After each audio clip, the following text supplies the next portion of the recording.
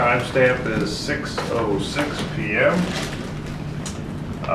June the 9th of the year 2020, and we are calling to order the Duncanville City Council special meeting, budget workshop, and including in that budget workshop is an important item in terms of understanding and approving the DCEDC Temporary Business Retention Assistance Program applications.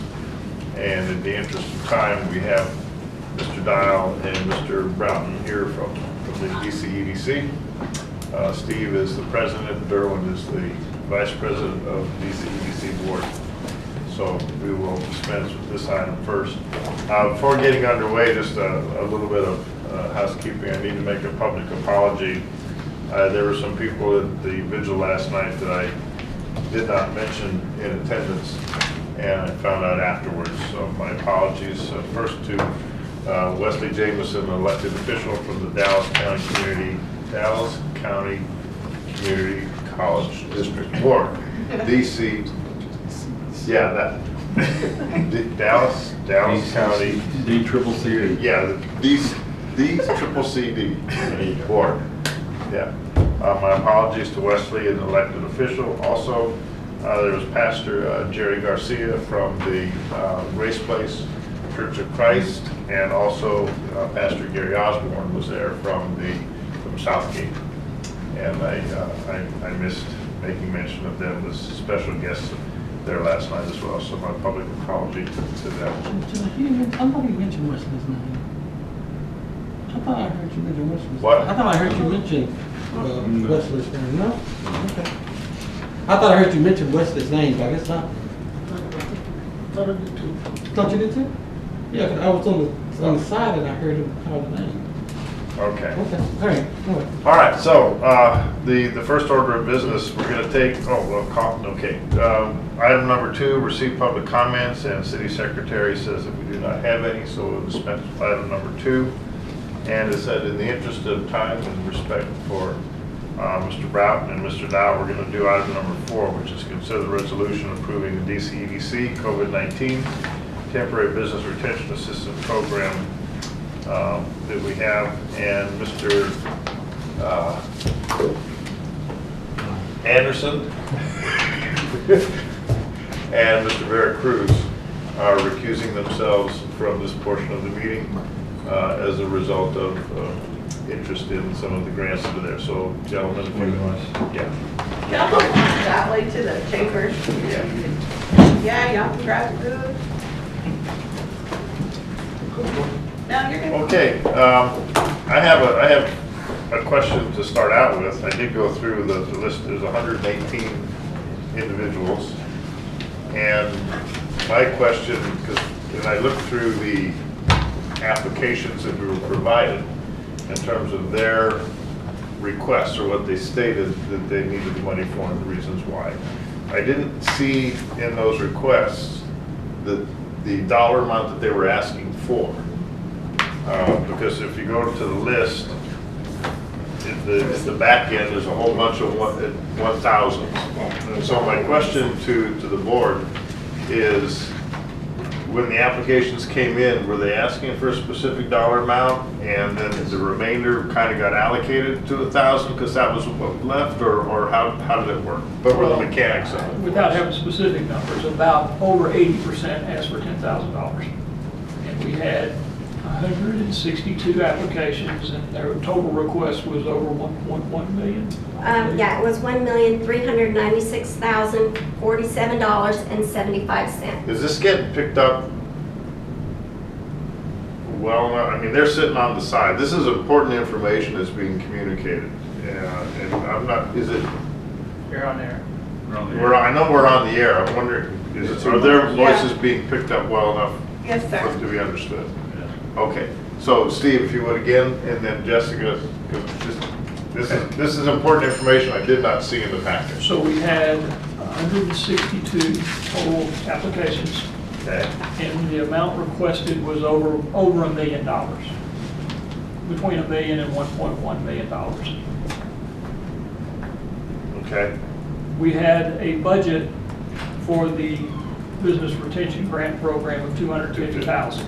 So obviously there had to be some hard decisions. We wanted to, well, first off, with all the application, the information off the application, Jessica had a consultant look at each business's application and determine what its ROI to the city would be. So that was one of the factors we used in deciding who got what and how much. The other thing is we wanted to favor the businesses that were probably hit, what we consider to be hit the hardest, those that were shut down, the small businesses that, of the hairstylists, the professional services that had to close, obviously, you know, the status of the hospitality industry right now. So we tried to keep all that in mind. Then, as far as selecting which businesses got what, the other thing too is we wanted to try to help as many businesses as possible. So these were kind of the overriding premises that we went into our evaluation with. And then Derwin came up with somewhat of a data-driven type process to determine the exact amount that was awarded to each business. Can I let him describe that? Yeah, and if you don't mind me back up a little bit, Steve. No, absolutely, jump in. So when we received the information from the EDC director, and I just want to acknowledge both Jessica and Cynthia for the amount of time and effort they put into this effort, because a lot of nights and weekends they worked on this to get this to us. But we received a list of all the applicants that were ranked based upon their return on investment. So that was the first ranking. So when we gathered the first evening last week on Wednesday night, I believe it was Wednesday night, we basically took that list and made the decision that we were going to take everyone that was above 50%, I believe, as far as the ROI, and basically we would take that group, and that group would receive, basically we would allocate $200,000 to $250,000 to that group. Everyone that fell below that 50% would be allocated basically the remaining portion, which is $50,000. But there was also some due diligence that went through that path as well. So there were some other criteria, whether or not they had any outstanding issues with COs, code compliance issues. All those were considered as part of whether or not they would be awarded a grant. And some businesses were, we didn't necessarily use that as a factor to make our decision, but it is part of the contingency in them actually receiving the funds. And also there were a couple of businesses that through investigation found out they actually weren't City of Duncanville businesses. So, you know, we tried to be very diligent and make sure that we were indeed awarding money to businesses that were in good standing within the community and with the city and were indeed Duncanville businesses. So is there a generalization of the 134, no, 150, 162 minus 118, 130, 144. Of the 44 businesses that received no money, you said some of them weren't within the city of Duncanville. Is there some generalization, like one or two generalizations for why they got no money whatsoever? when we went through the second night, so after we, and this is just going overall evaluation criteria, is we left the first evening and everyone took a list. And both lists that we had, the above 50% and below 50%, basically Steve, I, and everyone else on the committee had basically $200,000 to allocate amongst that first list. So we allocated those funds the first night individually. We did the same thing for the second list. So we came back and we sent those numbers into Jessica and to our team, and they basically created an average for each of those, which kind of dictated what each business would receive. And then we went through that list because even after that, I think the numbers still totaled up greater than our $250,000. Then we had to wheel down and really we started looking at the narratives.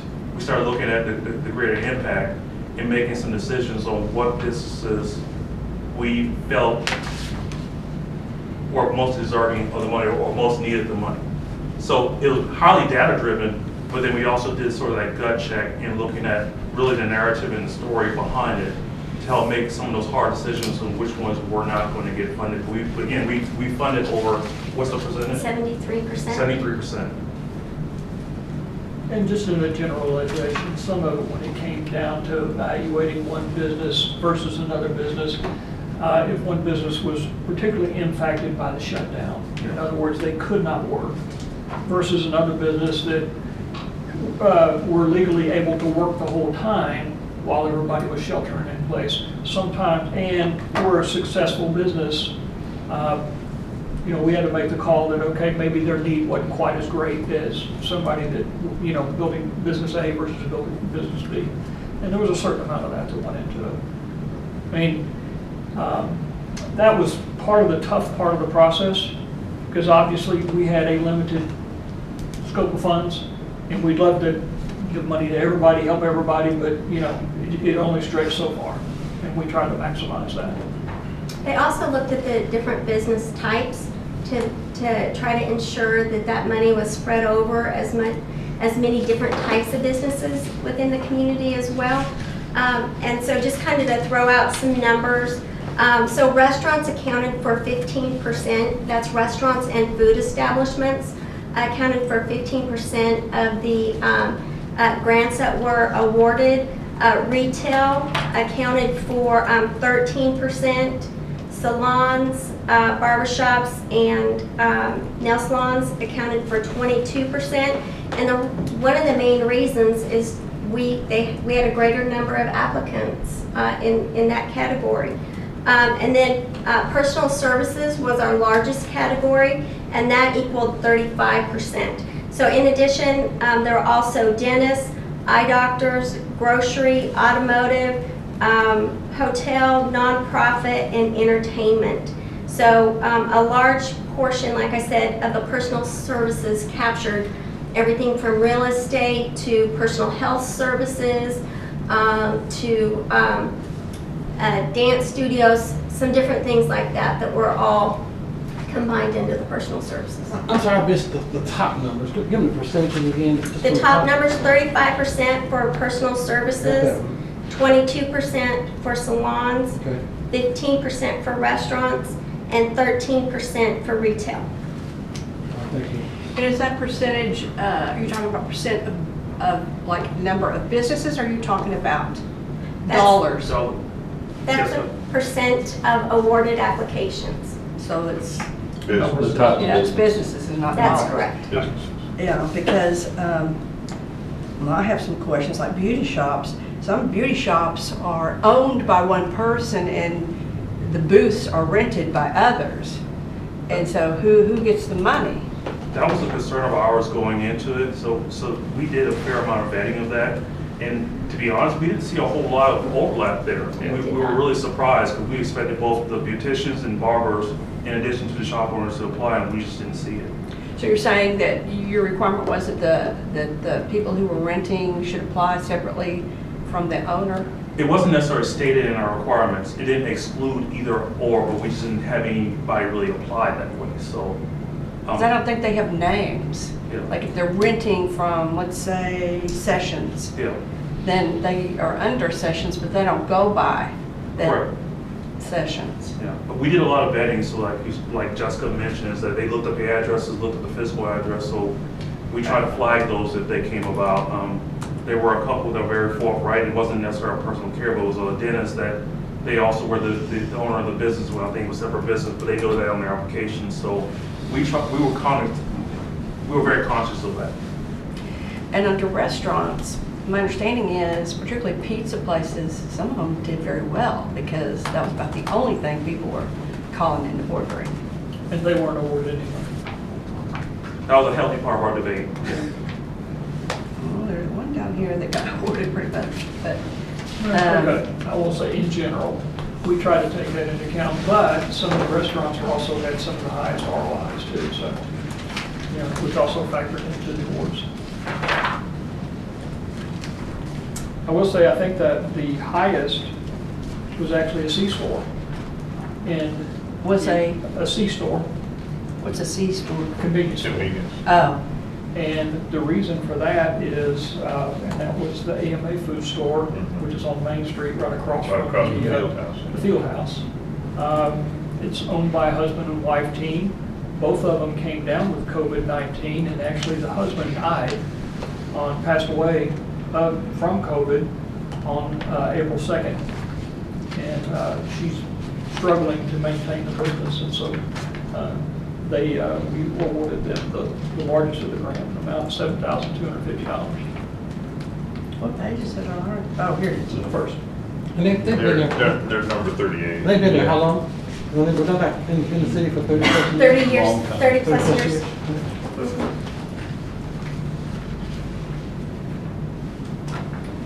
And Duncanville Outreach Ministry qualified as a business? It did. They did. And matter of fact, it has a extremely high ROI too, Really? with their sales. Yes. I thought that was, But nonprofits were not excluded. That's Correct. correct. They were still permitted. to Nor apply. were home-based businesses either. Right. But this we was don't the- have home-based businesses in Duncanville.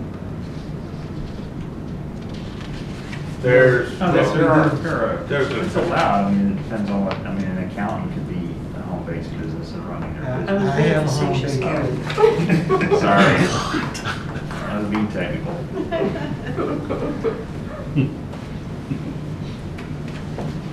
yeah, it's interesting to see the, the ones on Main Street, like Fruta Loca and the barber shop right next door, and the antique shop or the vintage shop right next door to that, I guess. You know, that whole area. When I looked at the list and the number, I thought, I'm very pleased that apparently the word got out. The window to apply was actually pretty short. Yes, it was. And for the amount of time that the applications were open to get this 160, I thought there were only 118. But now seeing there's 162, I thought the participation was extremely good. Or for that short a time, that getting it out there and putting the sign, the signs that we put out on the right of ways and around the city, I think that really helped. So I was very pleased to see the number of businesses that had applied for the grant. Very pleased with that. I know that having a bucket of 250,000, and I'm not going to use the word only, because $250,000 is a lot of money, no matter what. And I know some cities much larger than us did something like this with a lot less money. They only did 100,000, and we did 250,000. So congratulations to the DCEDC board for coming up with that dollar amount. That if we're able to do even more, I know it's off subject, but I know we said that when we get our 20% from the CARES Act, this $250,000, it qualifies under the CARES Act, as we see it. This is, Yeah, I don't think we can reimburse ourselves for it. Okay, that was kind of like where my question was. But, Can we do another one with the CARES Act? yes, and that's where I was Okay. gonna go. We remember too, we have that other 80% that is allowed through programs, and actually we met today. And Jessica and Tia are going to brief you, we're gonna have a briefing session item on Tuesday night to discuss options and get input back from you on what types of programs you would like to see with that money. And business assistance is one of the ones that we're looking at. So we can do a follow-up on the same program. Would we, maybe would we turn it back over to DCEDC to do the evaluation process? Or would it be up to That would be a discussion council? we could have Tuesday night, and we'll present some options, but I don't want to get too far off of Right, this, yeah. this agenda item, but those are some options. Okay. And what was it that if they received the PPP, that they could not The payroll protection program. get? no, that didn't matter No, The carry. for this. That was not a requirement of this grant. This grant, I believe that the city of Dallas has that as a requirement in their business assistance grants, that they're using CARES Act funds, and I think they have that as a requirement. That again is up to the council and what you want to put in the requirements. We looked at this as just a standalone program on its own, irregardless of what any other assistance that a business may have been getting. I know, one business I talked to told me they received money, and they got really threatened not to, that they could not qualify for any other funds like that the city was giving out. I know the CARES Act will probably come up with that to say no, but this one did not.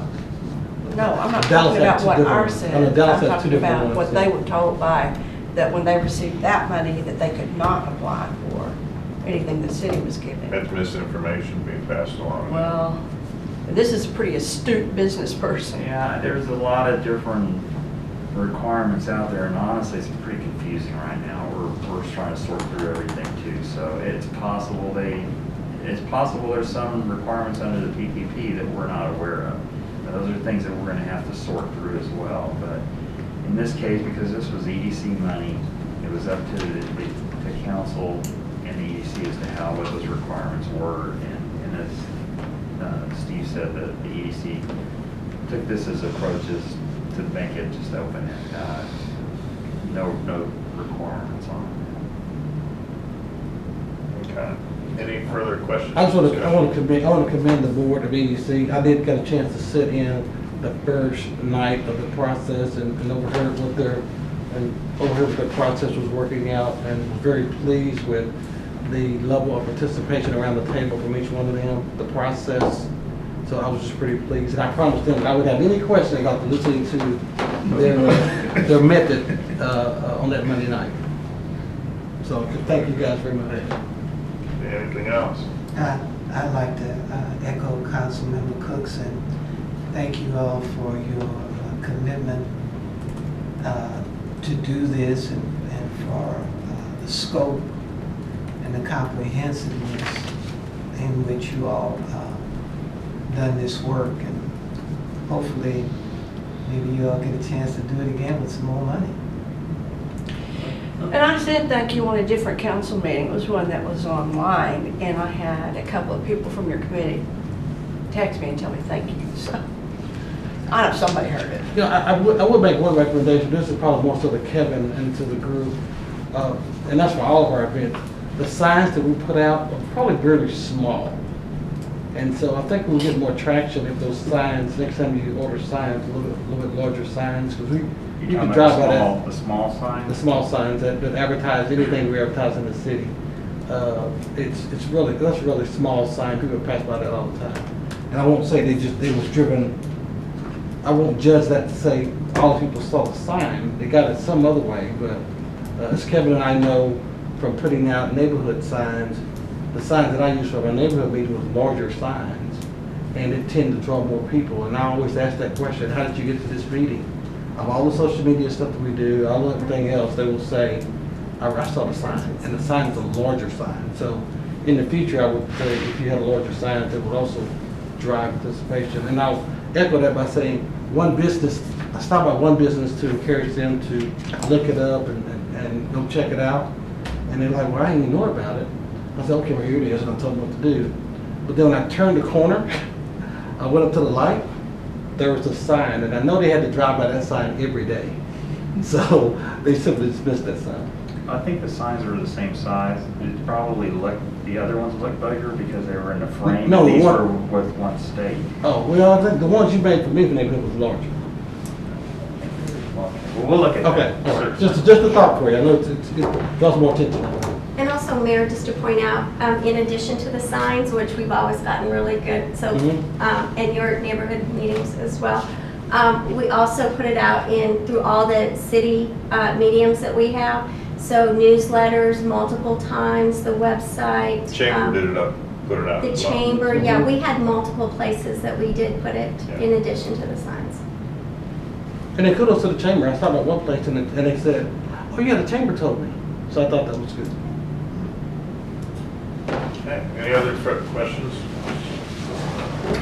Chair will entertain a motion to I'd approve. like to make a motion that we approve the recommended solution for $250,000 for EDC. I'll be happy to second it.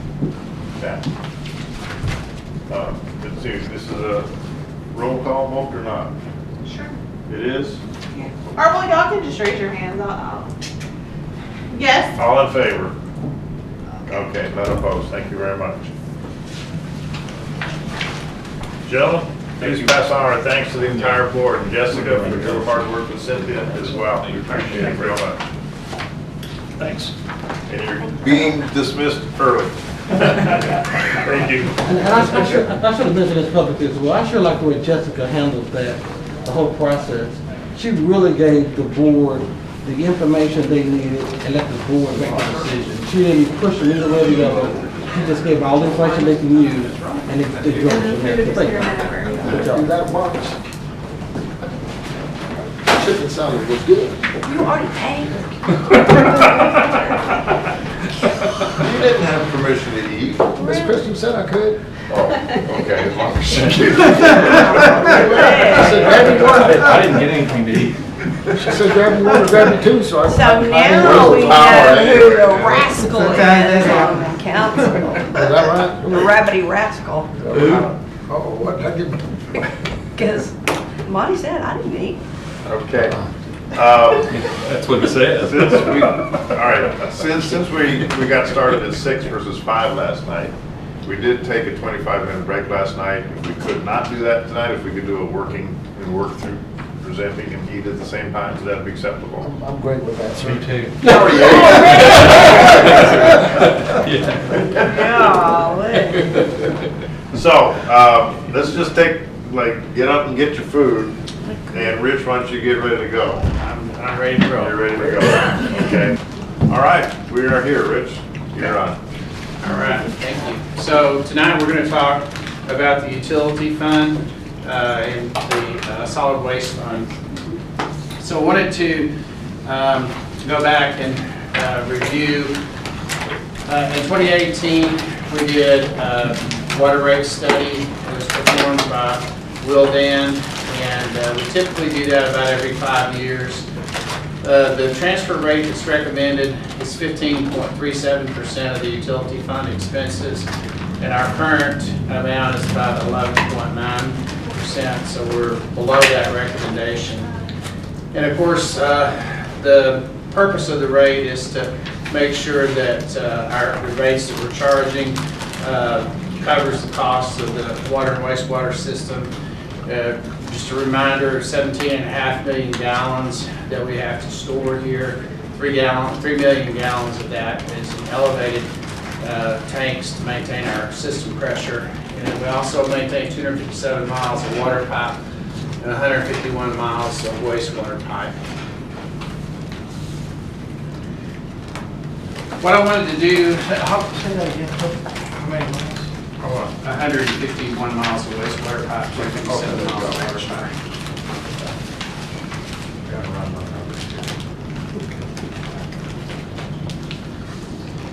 Is that pipe, Richard, in pretty good shape?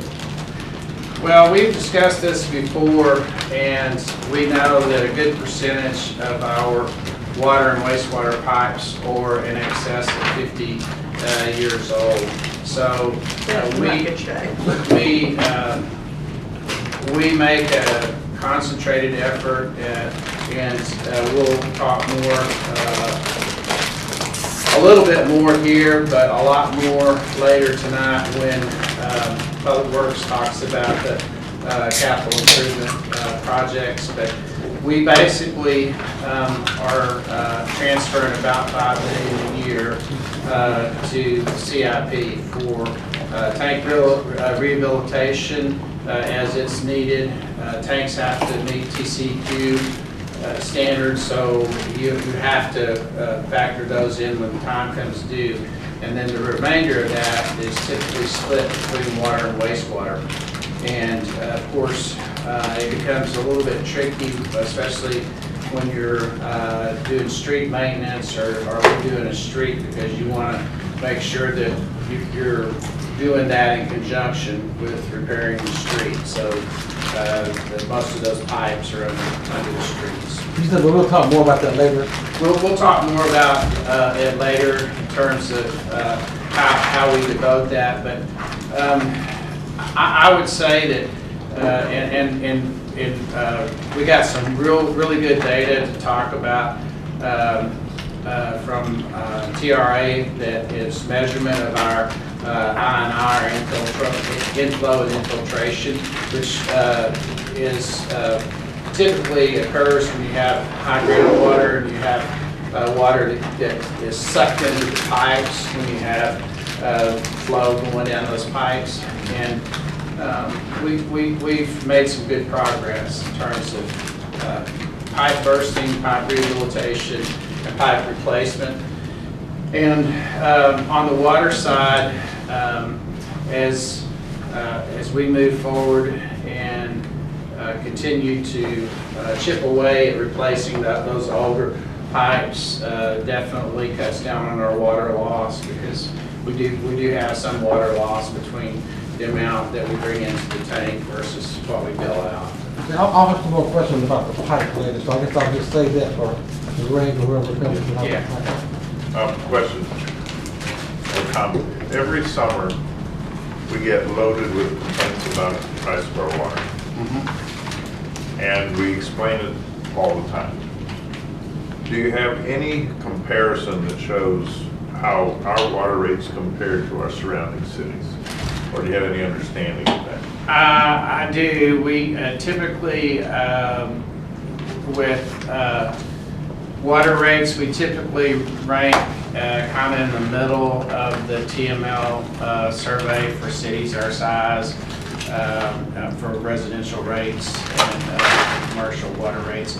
And wastewater rates, we tend to be a little bit more toward the top of the surrounding cities. But it's a good segue into this next chart right here. This column here were the rates that were recommended by the 2018 study for this fiscal year. And so what we compared that to is our current rates. And remember that we haven't had a rate increase in 3 years now. So you can see that for the greater part, we're about 12.5% below where the rates were recommended by the study. Not quite as far below on the sewer rates, but still about 4.8% below on the sewer rates. So we're well below where we should be, based on that study. So, Do you remember where Cedar Hill is by any chance? What their rate is? I don't think that they were one of the ones that responded to the TML survey, and I think we made a calculation. Frankly, I think they are pretty close to us with residential water rates, but above us on sewer rates, if my memory is correct. Well, it's disheartening when I get emails or something that says, my water is so expensive, I'm going to leave the city. And I get 3 or 4 of those every summer. And it's really hard to say that we have to buy water and we have to sell water. That it's a business for us. And when I first got on council, I didn't understand that process. I thought, well, here's water, you're being charged for water, but then I understood we're buying water and we're selling water. It's an income and an outgo. We'll get the TML data and we'll send that out to you all, and we'll try to find out the comparables for the best Southwest cities if they're not on that chart. I would also say that a lot of that too is in the summertime, and it's usually when people start irrigating. And I don't think most people realize how much water they use when they irrigate. And I've talked to some customers before too, and they don't even really know what their system is set on because their mowing company is handling it. Well, the mowing company has a built-in incentive to make sure the grass is lush and green. And so I think sometimes there's that. I know that for a fact, this is one of the complaints we had last summer was from somebody, and I went and visited with that individual because she was very upset. She was ready to sell her house. And I said, what did you set your sprinkler system? And she says, I don't touch it. My lawn people take care of that. I said, well, let's look at it. And I looked at her zones and everything. They were watering every other day for 50 minutes in 7 zones. And I was going like, there's your water bill.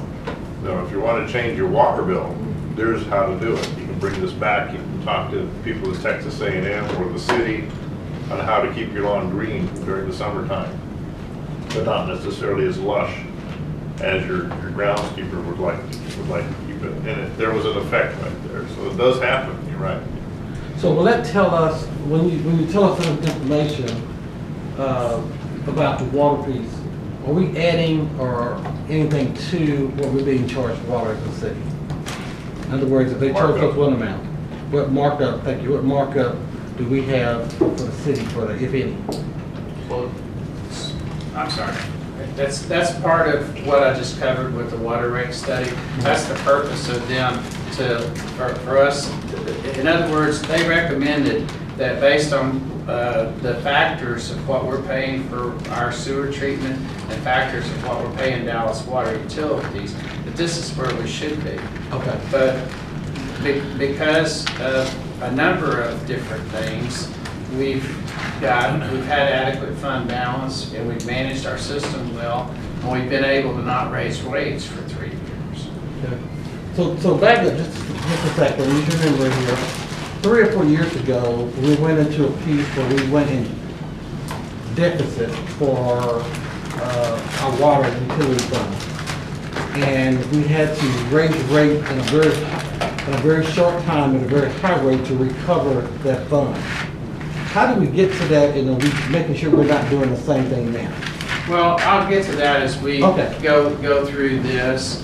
But basically what happens, and it was longer than 3 years ago. About 5 years ago? More like 5. Okay. Yeah, and what had happened is it was a series of councils that did not raise rates when we needed to raise rates. Mm-hmm. And so we just began building a deficit balance, or getting close to a deficit balance. Okay. And to the point that we had a crisis, we had to do something. Mm-hmm. And so then we went through a series of a few years where we did have to raise rates substantially. Okay. All right, thank you. And yeah, and I'll demonstrate to you when we look at the fund balance, some of the pressures that we have on the system.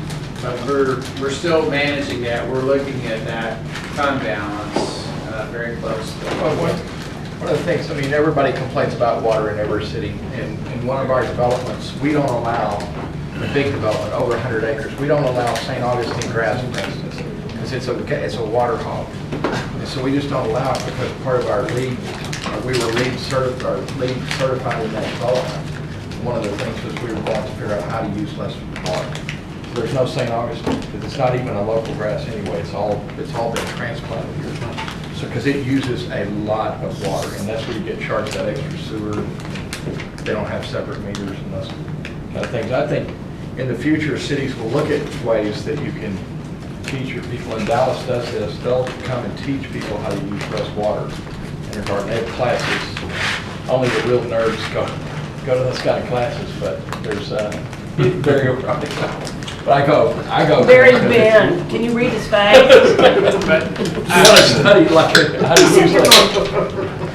just want everyone to appreciate the slide before I move off of it. Okay, please. Do you appreciate the fact that we're well under where we need to be? Okay, so that's the point that I want to make. All right, some of the issues that we have with Trinity River Authority. As you all know, about 80% of our flow of wastewater goes to 10 Mile Creek. And about 20% is split up between Central Regional Plant and Dallas. So 10 Mile Creek, that is kind of like some of the Tri-City things that we do where we put things together. But all the flows from Cedar Hill, DeSoto, Paris, Lancaster, and Duncanville all go to 10 Mile Creek, and they have an operational budget. And so we all divide that up based on how much flow we contribute, and that's the way that we manage that. Costs continue to increase from TRA's side because of increasing regulatory compliance. They have to treat the wastewater to make it almost drinking water quality before they're allowed by permit to put it back into the rivers. Wow. And so those costs continually go up. Some of the things that also are contributing to that are their aging infrastructure. That plant at 10 Mile Creek is approaching 60 years, I believe. It's beyond 50 years, I know that for sure, old. And so a lot of the transmission pipelines, as well as the outflow for their discharge, those are needing to be replaced. So they continue to issue debt to fund that, as well as equipment replacement. They are converting the plant there at 10 Mile Creek over to an ultraviolet treatment technology. There are some chemical cost savings that will come along with that, but of course you have the infrastructure cost to put that in. So when they, I'm sorry, go ahead. So Richard, the capital project that TRA is working on now with the ultraviolet lights, is that a multi-year project? It is, and someone asked me the other day, and I think that, if my memory serves me correct, they are either near completion of that project or they have completed it, and I can't remember for sure. I really don't think they've actually made the conversion to the ultraviolet in terms of switching the flows over to be treated, but they're very close. And is the allocation of the capital cost the same as the operation and maintenance cost, depending on how much treatment flows through the meter? Or is there a different scheme? It basically is all divvied up on the same scheme of flows that are treated by each. In other words, everyone's flows come in, and the way that does, we develop a budget for what that's going to cost, both for the debt issuance and for the operational costs. And that's split up based on estimated flows. And then after the audit is completed each year, which we're already into the next fiscal year, they do a settle up with us. And that settle up, more often than not with us, resulted in a credit. There has been a couple times where we've had that settle up has cost us money and we had to pay additional money. So we try to be real careful with estimating our flows so that we're, making sure that we're paying enough to cover our flows, and then we go through the audit and the settlement. But as we continue our focus on upgrading our infrastructure here locally, then that helps to manage and mitigate what's going through TRA. It does, and thank you for the segue. What are the things that we can... I'm not done with that yet. I'm sorry, what? I'm not done with that part. Oh. Plus, I think He just set me up for a perfect segue. Yeah. I know, but some other questions are coming up too, so. On the debt that they issue, two aspects of that debt. Number one, when they pass that debt on to us, is there a markup on that debt, or is it a straight pass-through? Straight pass-through. And is it by tens of thousands of gallons? Is it by, I guess, each city's usage of the facility, or how? Yeah, that's exactly what I was explaining. That debt service is broken up the same way as operational costs are. It's by flows going into the plant. That's the only equal way to share that. It's by how much you're contributing to the plant. So it's a straight pass-through in terms of their debt to them. They're not marking that up. Are they under any restrictions from the Public Utility Commission in terms of how much debt they can incur? Or do they just keep putting out bonds or whatever? I don't know the answer to that question. I would have to ask the folks at TRA. I don't know the answer. Because you can buy from somebody else. You don't have to buy from them. About what? Water. We're not buying water from TRA. Wastewater, This is processed. wastewater, sewer. This is- Just wastewater sewer, right. So they don't make enough money to take care of deferred maintenance and aging? I mean, they're having to borrow money debt to keep up. Well, with their water. we've had a lot of discussion about that, and as the plant was built and as the plant aged, they were trying to manage their cost, and to a large degree, all the participating cities were a part of developing that budget, and they really didn't do a whole lot of setting aside for capital replacement for many years. The cities and the people that represented the cities that helped to manage the budget.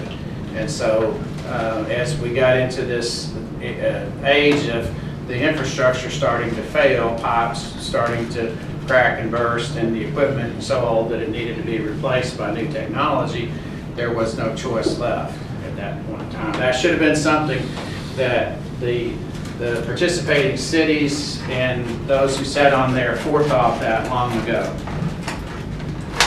Okay. Jeff, I think you had another Yeah, comment? drinking water, getting back to that, remember we were given a judgment that they had overcharged back in fall of 2018? That was not an overcharge, it was an escrow that they set aside for litigation that was going on with the Sabine River Authority, and we're still receiving those refunds. They spread them out over 3 years. Where are they going? They go to the utility fund. Well, the citizens were the ones that were overcharged.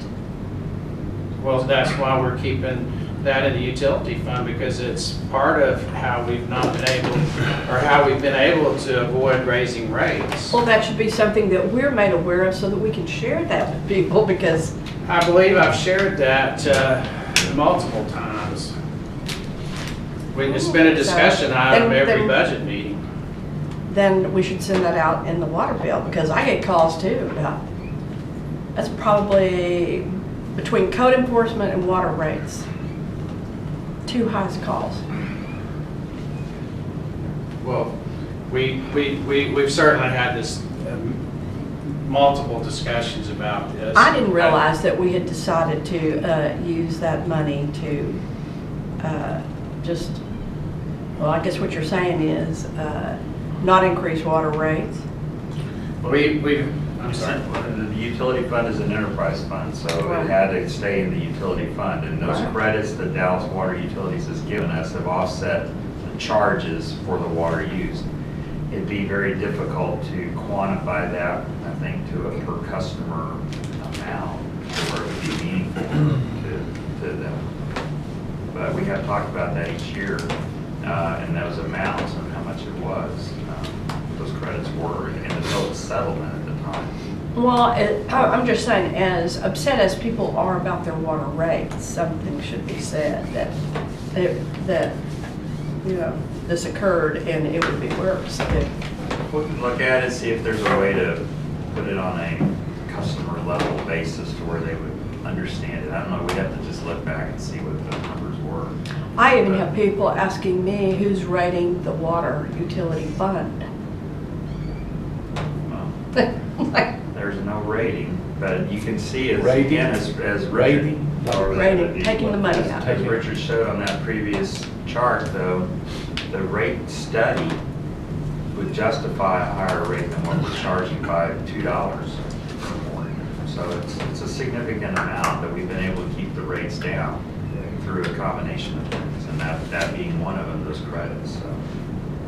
I just think this is an area that we need to share. PIO can take something up on that. Okay. Thanks, Rick. Okay, so segueing into talking about things that we can control on our end, of course, with the flows, I talked about inflow and infiltration a minute ago, answering Councilmember Cook's question, and so I won't belabor that again.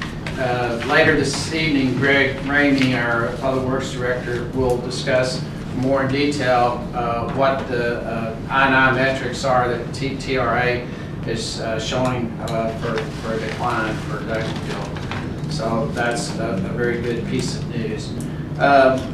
From a public education standpoint, I try to get pamphlets and things as often as I can from TRA for disbursement.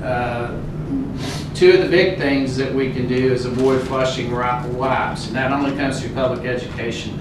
Almost every thing that is rated a disposable wipe is not really a disposable wipe. They don't really disintegrate like toilet paper. They clog the machinery when they get to the plants, and they have to periodically stop, take down pumps, take down screens, do all sorts of additional maintenance to take those out, and then that becomes more landfill costs that they've got to haul off. So public education, just put those things in the trash, not down the toilet. We find that there's an awful lot of issues with people opening manholes up and dumping illegal things in there. Most often it's construction-related materials, because that keeps the construction costs down. They don't have to pay landfill cost. And so then 2x4s and wire and all kinds of things get Down a manhole? They truck them down the manhole. Okay. Yeah, and we find those things at the plant all the time. That's news to me. I Me hadn't too, heard that I've never before. even seen anybody do it, have a manhole open. Yeah, well, they usually do it at the middle of the night. In the dead of night. Do you go to the plant? Do I go to the plant? All the time. Maybe we should take a tour. Yeah. They're always willing to give a tour if you want to ever get together. It's actually very interesting. Yeah. It is. Yeah. It is really interesting. Yeah, well, And the smell is not as bad as you'd think. yeah, I did something TML at one thing, they took me through a tour, what they did in another city, it was good. Why does it No. smell so bad? What, I Well, wonder that go creek and give me a is, back brief when you get done. that's going, right there by 45 and I-20, right about there, The Trinity. and it's horrible. Sewer treatment plant, just north of 20. Is that what it is? It's north of it, 20? So it hadn't gotten there yet? Well, there's just a big old sewer treatment plant over there, a big one. South side, Yeah. California Utility, Yeah. south side.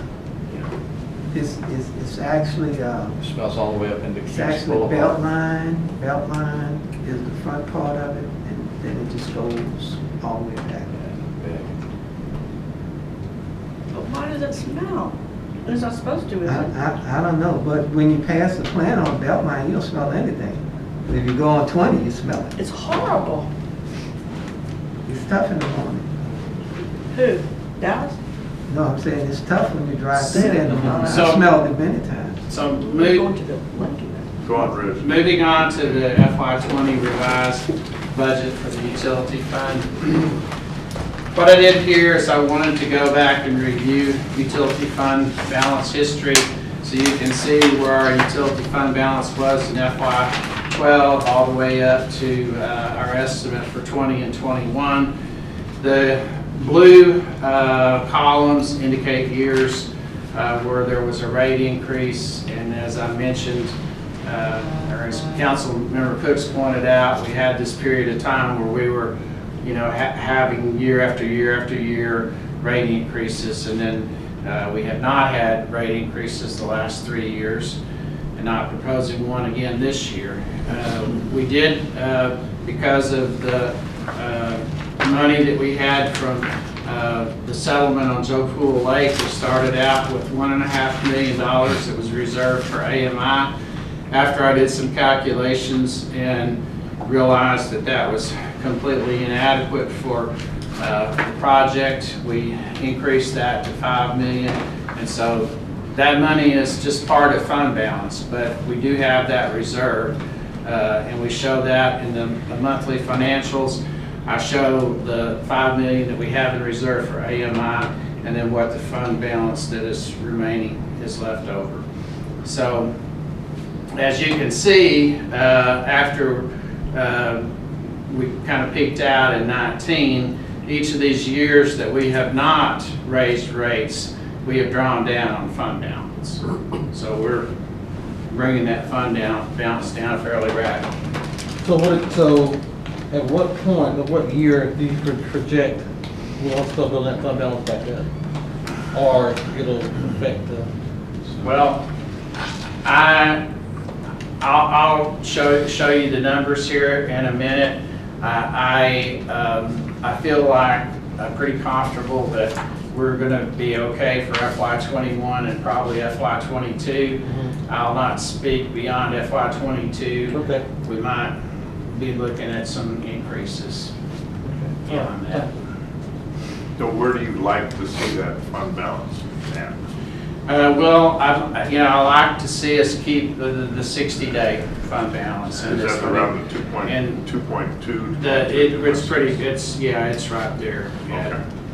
At that, we'll get to that just in a second. So I wanted to go through the highlights in terms of the revised budget revenue. Water and sewer revenues tend to be trending upward based on our year-to-date actuals. This may be one of the unrealized effects of more people staying at home. We don't know, but certainly we know that people are at home, they're probably using more water and having a little bit more wastewater. I know we've had, as we've gone through winter averaging this year, we've had a lot of people talk about, how they can keep their winter averaging down. So we've had a lot of discussion. Other revenues, we had an overall increase of $312,000. Primarily, the settle-up that I talked about a moment ago with TRA contributed $327,000, and that was to settle up for fiscal year 19. We had a $26,000 that was an unbudgeted increase in city services reimbursement.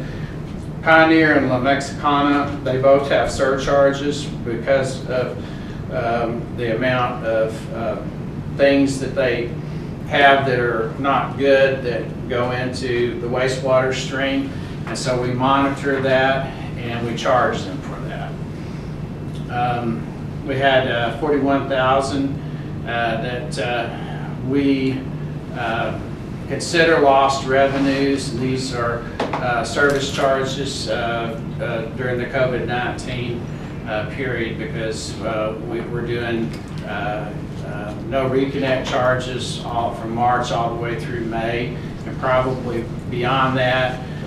We have not been cutting people off based on the mandates that we have, so we will probably lose about that much revenue. So we're not cutting them off, which was great, and I totally agree. But at some point, that amount that they owe is really grown. What are we going to do with that amount? Well, it's going to be difficult to collect, I can tell you that, because we've run into a few cases that were pre-COVID cases where we'd already cut someone off because they had built up a great amount of debt, and we have some people that have $1,500, $2,000 water bills, and frankly, I'm not sure how we're going to collect that. That is actually going to be another one of the things that we propose to you as an idea for CARES Act funding is utility assistance. Okay, good. But you probably want to limit it to the COVID. Are you saying that if they were cut off before COVID, you turn them back on? No, I'm saying that some of the cases that we've been dealing with were people that were cut off prior to COVID, and we've been really working hard with those people, trying to get them to pay their money off so we can get them back on. So what are they doing? A lot of them are doing without. So they can't live there and do that. They're not supposed to live there, and it becomes a code issue, and then we have to get code enforcement involved. And I know one particular home that was a home that was inherited by a lady. Her father had passed, and they ran up it's about $1,700 water bill, but nobody's been living there. But they haven't had water for over a year, and now they want us to forgive all that water usage. And we're like, well, no, we can't do that. Based on what? Based on the fact that we should just be forgiving because they inherited the home and they inherited some of the bills, and So wouldn't that be charged against the estate? you would think, well, we can't charge, we don't have a legal lien into the estate for that the daughter should have done that. paid it They off. should have taken care of So you it. file liens like any other thing? We don't have the ability to do that. So I'm sorry, so that what happens, so if she moves out, someone else move in, do we require them to pay that water bill, that outstanding water bill? or we just No, turn we it off? Can't do that. If they were to sell the home to someone else, then we're out that money. Yeah. It's just, it would be. They just can't, they just can't, they're unable to get water again in Duncanville until that amount's paid. Yeah, So you can't do like you do mowing, you can't just put a lien on them or something? no, sir. Okay, thank you. It seems like you should be able to do that. If they still own the house. Is there a neighbor's water bill high? Maybe they're pumping from their neighbor. Maybe so. Yeah. I've heard it all, and I have heard that one before, that my neighbor's still on my water. So's mine. Continued on with FY '20 utility revised budget expenditures, the utility accounting department, which is our utility billing, overall increase of $167,000. Part of that was due to our billing system implementation. As you know, as a precursor to the AMI project, we're changing our billing system. We're going away from a very, very, very, very old system that was as old as our accounting system, and was on the same platform as our accounting system. And we're moving to the Munis system, like our accounting platform. And then 10,000 increase for meter reading equipment cost. Basically, our handheld meter reading equipment that we had has gone obsolete. And the last time that we tried to get one repaired, they basically told us that they were robbing parts from old pieces of equipment because they no longer manufactured the parts, and that would probably be the last one that they could repair. And so we basically bought an app that will work on a phone, and we're in the process of converting from the handhelds to a phone based system. And this Yes, is sir. on meter reading? Yes, sir. Okay, so won't AMI change that? AMI will change that, but at the same time, you've got to have a backup system, because if you have a failure out there with communication and get a meter reading, you got to send somebody out to do a manual reading. So this would carry over, but we're looking at still probably a minimum of a year, maybe longer, before we get into complete conversion on AMI. So, Do they skip sometimes and don't read every month? no, they never skip. It's a requirement that they do every month reading.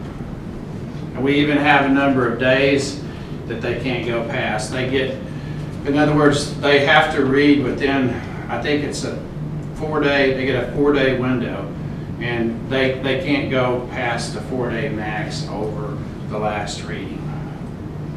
That's a requirement. Well, so if you hit during a billing time though, or is that lined up with that also? I'm sorry, what are you referring to? Well, if that 4-day time period they had, if there was a billing cycle in there, they missed it. No, that's what I'm saying, is that if they were read on the 21st day of the previous month, they have to be read plus or minus 4 days at the 21st of that next month. They kind of got a little bit of a window there that they can judge by, but they can't go beyond. And I'm throwing 4 days out there, maybe 5, but it's a very short window of time. And we've had situations before where especially when we have heavy rains and they persist for days, where the guys aren't able to get to the meters because the boxes are full of water. And we've had situations where the guys have had to take a day off during the week and then come back in on the weekends to read meters to make up for that, because we're running out of time in our billing cycle. Yeah, when I see them coming to my house, I just turn the sprinklers on. You know that's my husband, right, Mark? Oh, really? You'll come on wet some night. So the utility admin, this is the Public Works admin side. They had a total increase of $12,000, $5,000 due to employee vacation payout, and $9,000 unbudgeted portion of the Public Works ERP implementation cost.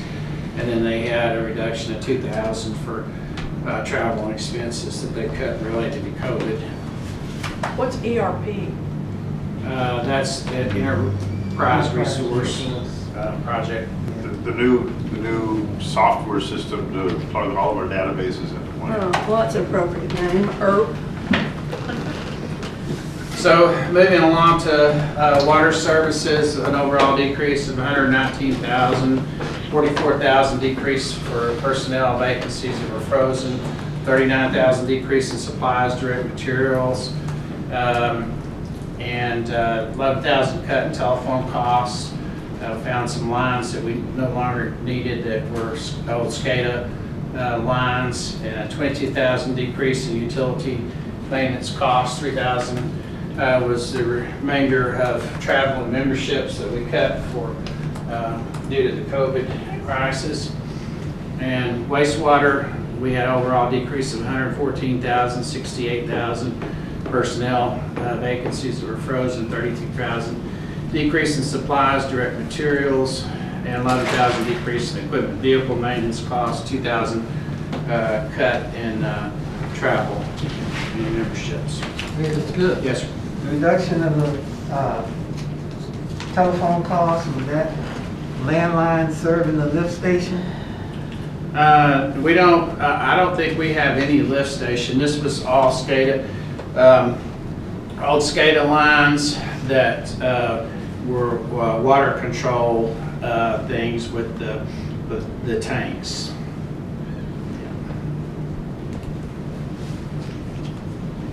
So, FY 20 utility revised budget fund balance, we anticipate based on the current trend of revenues and expenses to end at $3.5 million, almost $3.6 million, which is 68 days of operating expenditures. So we're going to end 20 in pretty good shape. Rich, is that $5 million being corralled for EMI? Can that money be invested, or is it just sitting there? It is invested. It is invested money. It is invested. Thank you very much. There's something, and you don't remember, that's fine, I don't remember. There was something that we talked about that was in this budget fund balance that we said should not be calculated in this budget. Do you remember what that was? It was, I don't remember that. It was something we're like, why is it in this particular fund versus in a fund by itself? I don't know if it was this AMI or something else.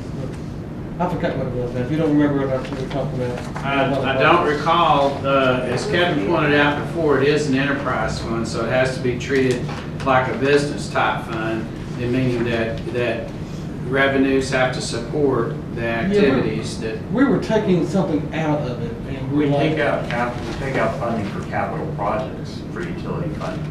So the capital projects is its own separate fund. And so that is part of that non-operating expenditures there. We transfer money out of the utility fund into the utility capital improvements project fund. Maybe that's what you're thinking of. I don't. Okay. But that's how we track expenditures that are only for capital projects. And then they're tracked by project. Oh, that's good. Yeah, okay. Maybe that. All right, thank you. Okay. All right. So let's move into the solid waste revised fund balance. We anticipate that we're going to end at $640,365 for the revised for 20. That's about 57 days of fund balance. And of course, we had a revenue increase due to the garbage rate increase that was enacted in January of 20. And the expenditures, we had a total increase of $38,000.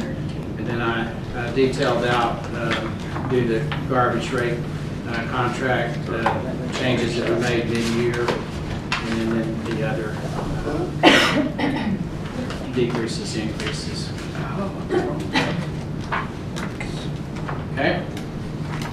Moving into the FY21 proposed budget outlook, some of the highlights there for revenue, again, based on those water and sewer revenues trending upward for fiscal year 20, we feel like that there's no reason to believe that that won't continue for FY21. Other revenues, overall increase of 61,000, 35,000 is a projected increase in UD penalties, late fees, and that's based on current year-to-date actuals from FY20. We also feel like as we recover from the pandemic that we'll get back on track with our being able to cut off people at some point in time when they're not paying. That's the only lien we have is cutting people off. $26,000, again, that was the same increase we talked about before for the surcharges, and that's just kind of based on trending. Rich, this question just coming up in my mind. I'm sorry if it fits here or somewhere else. The project we put into effect for runoff for non-porous surfaces. Stormwater. Yeah. Stormwater drainage. Where are those charges showing up? Is it in the utility, No, those fees go into the drainage fund. the drainage fund? Yeah, we'll hit on that one later on tonight when we cover all the other funds. Okay, I just didn't know, I thought about it, but I didn't know where that money goes, right? That's the drainage fund. It's right. It's collected for stormwater drainage and it's only used for stormwater drainage. Okay.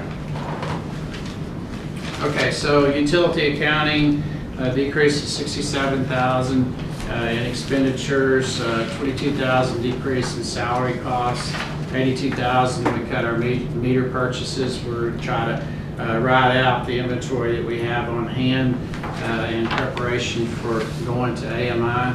$13,000 decrease in fleet contribution and other equipment costs, and a $50,000 increase in credit card and IVR banking fees. The more and more people, especially during COVID, are converting to paying online, and so our credit card usage has gone up substantially. Utility admin had an overall decrease of 9,000, and that was in salary savings for a new hire. So many people these days are charging for like credit cards now with this extra fee. Yeah, it's a very risky proposition when you come to government. There are some illegalities that you can't do that. It really sort of, if you're gonna try to cover your credit cost, you have to bake it in, and then it becomes an issue. Well, now people that are paying by cash or other means are paying a higher charge if you bake that into your rates. So it's one of those things that's a tricky deal to contend with, and something that we're looking at ways of trying to mitigate credit card, in some ways to mitigate the fees, not the use, because we really like people paying online and not coming in here. It's a quicker deal. They do more of the work, and the CSRs, it doesn't take up as much of their time. What about a private label credit card? I'm sorry, what? What if we do our own private label credit card? I'll work on that funding tomorrow, sir. Water services. I can help you with that. What are you gonna do on collections? Oh, it's easy. Yeah, right. Just cut them some. So water services, we had an overall decrease of 57,000, 6,000 decrease in overtime costs, 84,000 in direct materials and tools, 25,000 in reduced fleet contribution, 11,000 cut in telephone costs, 24,000 savings other utility cost, and 93,000 we added for Dallas water cost.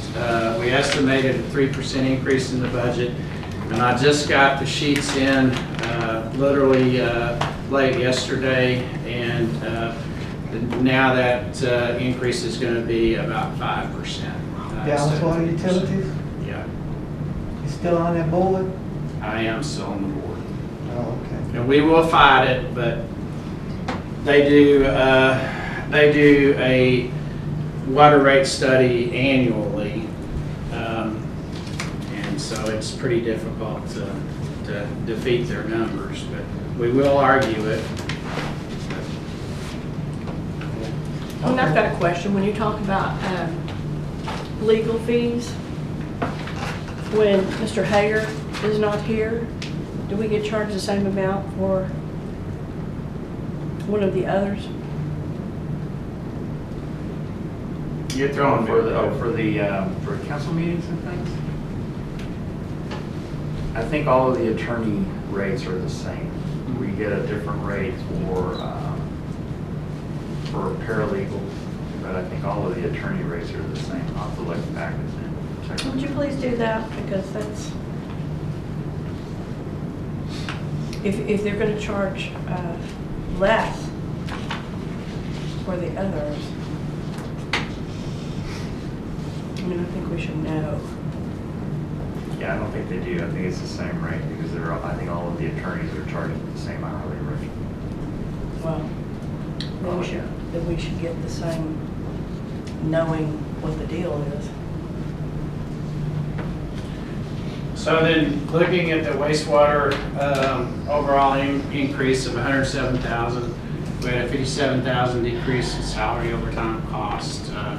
We lost some tenured employees and had to replace those with new people. 23,000 decrease in supplies, clothing, travel, maintenance. 23,000 decrease in direct materials.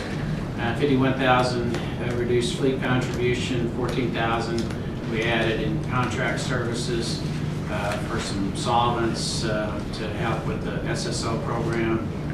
And 247,000 estimated increase. We're estimating a 6% increase for TRA costs this year. Non-operating overall decrease of 152,000, 111,000 decrease in debt service because we defeased our debt in FY20, yay, and 41,000 decrease in our transfer to the medical fund because it's no longer necessary. Going into the continuing with the expenditure highlights, utility accounting overall decrease of 67,000, 22,000. I hit the wrong button. Sorry, you went backwards. Thank you. So that brings us down to my point with my graph of drawing down on the fund balance. So we think that we're going to end with 7.6 million, and we take out the 5 million that we have reserved for AMI. That leaves us with about a 2.6 estimated FY21 ending balance less the AMI, which is 49 days of fund balance. So we have you have a different, I know we talked earlier about, was it number 72 on the fund balance, on the days operating expenditures? So you have a different one for water, I mean 49, why, and if so, why? Well, because that's the calculation, that's what we'll end the year at. The target rate for the general fund is 75 days. Right, that's fine. We're going to end at 72. Right. That's where we're projected. The target here is 60, but we're going to end at 49. Is that policy driven, or is that something that you guys, we have it written in policy, by the way? Well, as Kevin explained last night, the GFOA, their recommended fund balance reserves typically range between 60 and, 120 days. For 15 to 25% on major funds such as the utility funds and the general funds. Our other funds, we don't keep that kind of a fund balance. It depends on what it is, and we try to keep the fund balance as low as what we think is reasonable. But for these major funds, we try to keep, on the utility fund, we try to keep 60 days, and on the general fund, 75 days fund balance. So I guess my question still is that a written policy, or is that something you guys just go by doing? On the general fund, it is a written policy. I don't know that and that's a city policy, and I don't think it refers to the utility fund. But best practices under GFOA are 15 to 25%. And here's why I'm pausing and asking that question that way, because I know that as we get into a new city manager, I wanted to know if they are following policy over something that was already set by a previous city manager. And if it's something in writing, then we can refer back to if they're following those same guidelines or not. So that's why I asked. Maybe if I can suggest, we annually approve the investment policy, don't we? We do. So why don't we just, along with the investment policy, approve the financial policy? We can start doing that. But you don't have a financial policy written down that you We do. do? Yeah. One that you use, that you've Yeah. developed? Yeah. It used to be either in the CAF or in the budget. It's always in the budget. Yeah. Yeah.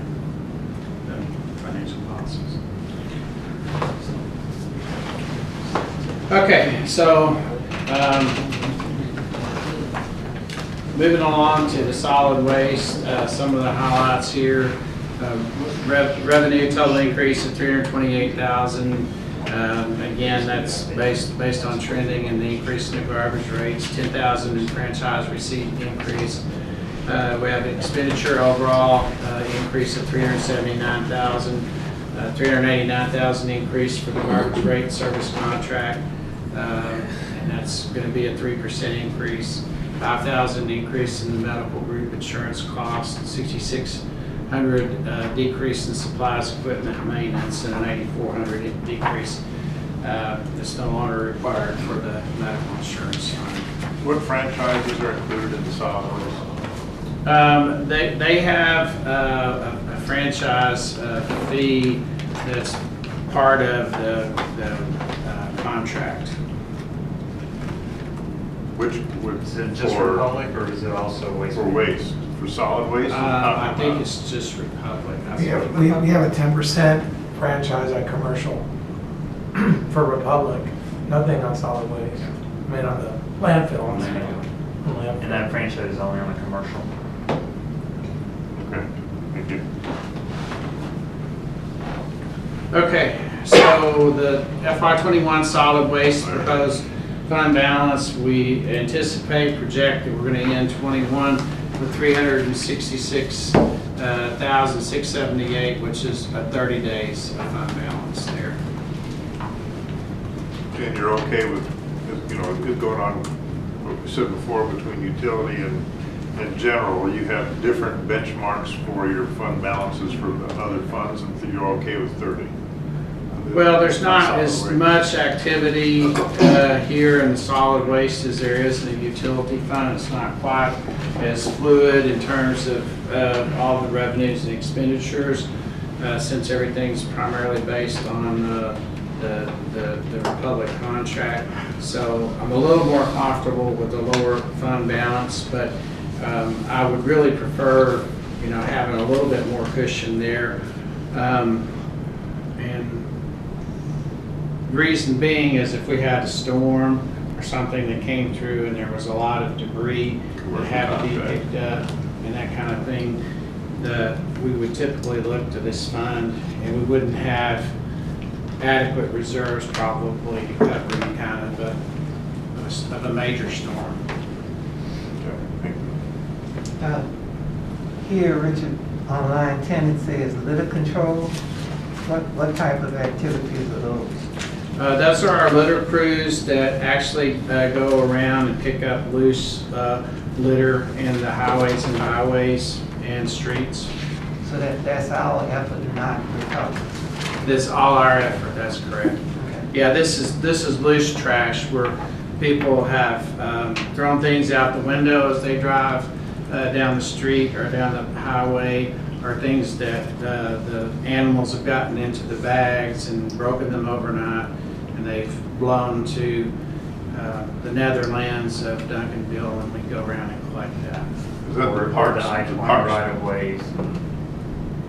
Is it the parks garbage cans or those other parks? The litter control of people, I think they. Parks maintenance handles all the Parks trash does within those. the parks. Yeah, the litter crew is working all of the streets and rights of way. Do we use the whole fund every year? Do we use the whole fund? Yeah, that's 246,000 or 260,000. Do you normally see it? What's the average amount that's been Expended. expenditure, do you know? You talking about in total? Yeah, so I'm just curious, on the litter fund, there's $260,000. Oh, just on the litter control, yes, that's actual expenditures based on historical. If you look at the actual there, we spent 246 in FY19. We adopted a budget of 260 and we now revised that down to about 258, so yeah. Okay. Yeah, Were those employees or was it Yeah. hire company? What employees do that? There are four employees that are doing that. Four. Shonda. Or Shonda's in the sanitation. They're under Little public control, there's public four. works. There's Oh, yeah, we four. also. And they do it all the time? That's all they do. And that's right, we also have our solid waste coordinator is also funded out of that line item.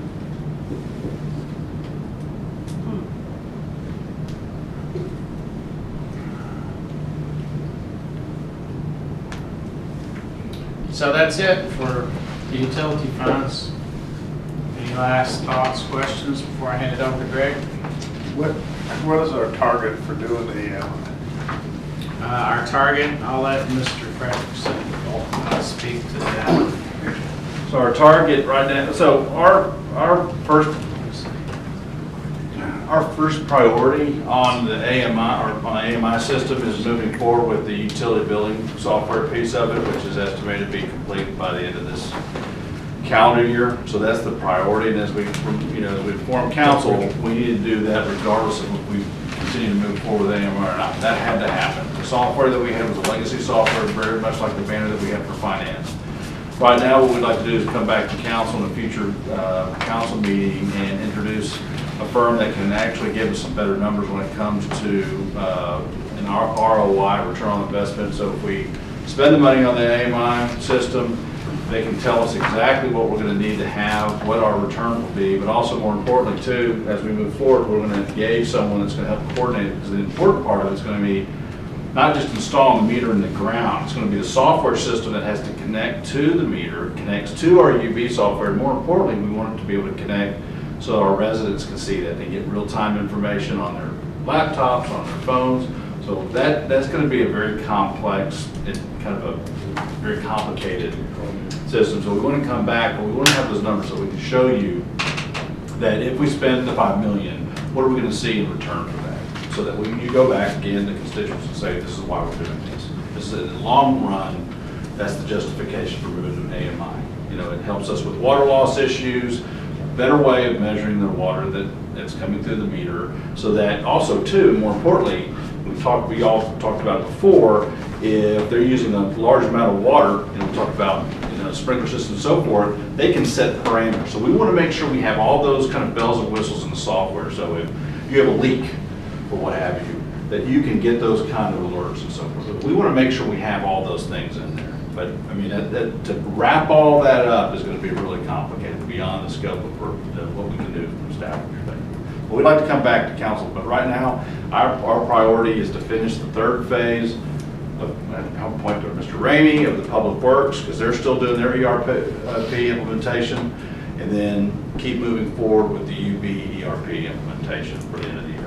And hopefully you'll come back to us as well to tell us what the other cities that's currently using that system already. I think Cedar Hills use a little bit of it. They do, yes, sir. They're actually switching to another system. They were using Phantom, which went out of business, and they're having to scramble. There's a number of companies. So that's another thing. Thank you for all these great segues. That's the other thing. We want to make sure we have someone that can manage that to make sure, because going with just a company that says, hey, I do AMI, doesn't mean they do AMI. We need to make sure that they have a track record, that they've serviced other cities, and that we can track that. But they went with Fathom, and they're a lot of the companies or the cities that went with Fathom are paying for that. So yes, sir. We need to do that. so actual implementation, So following people isn't always calendar year the best. 21 or calendar year 22? Let them go first. Oh, probably 22. Yeah, because the other part of it is the timing of that. Right. When we install the meters, They we jump do not want to off. install AMI meters in the middle of summer. Right. So it's going to be when we can do that, and again, it's going to be, the software component is really what I'm probably more So sometime calendar year 22 is actually when we can see this running. I hope so, yeah. Okay, all right.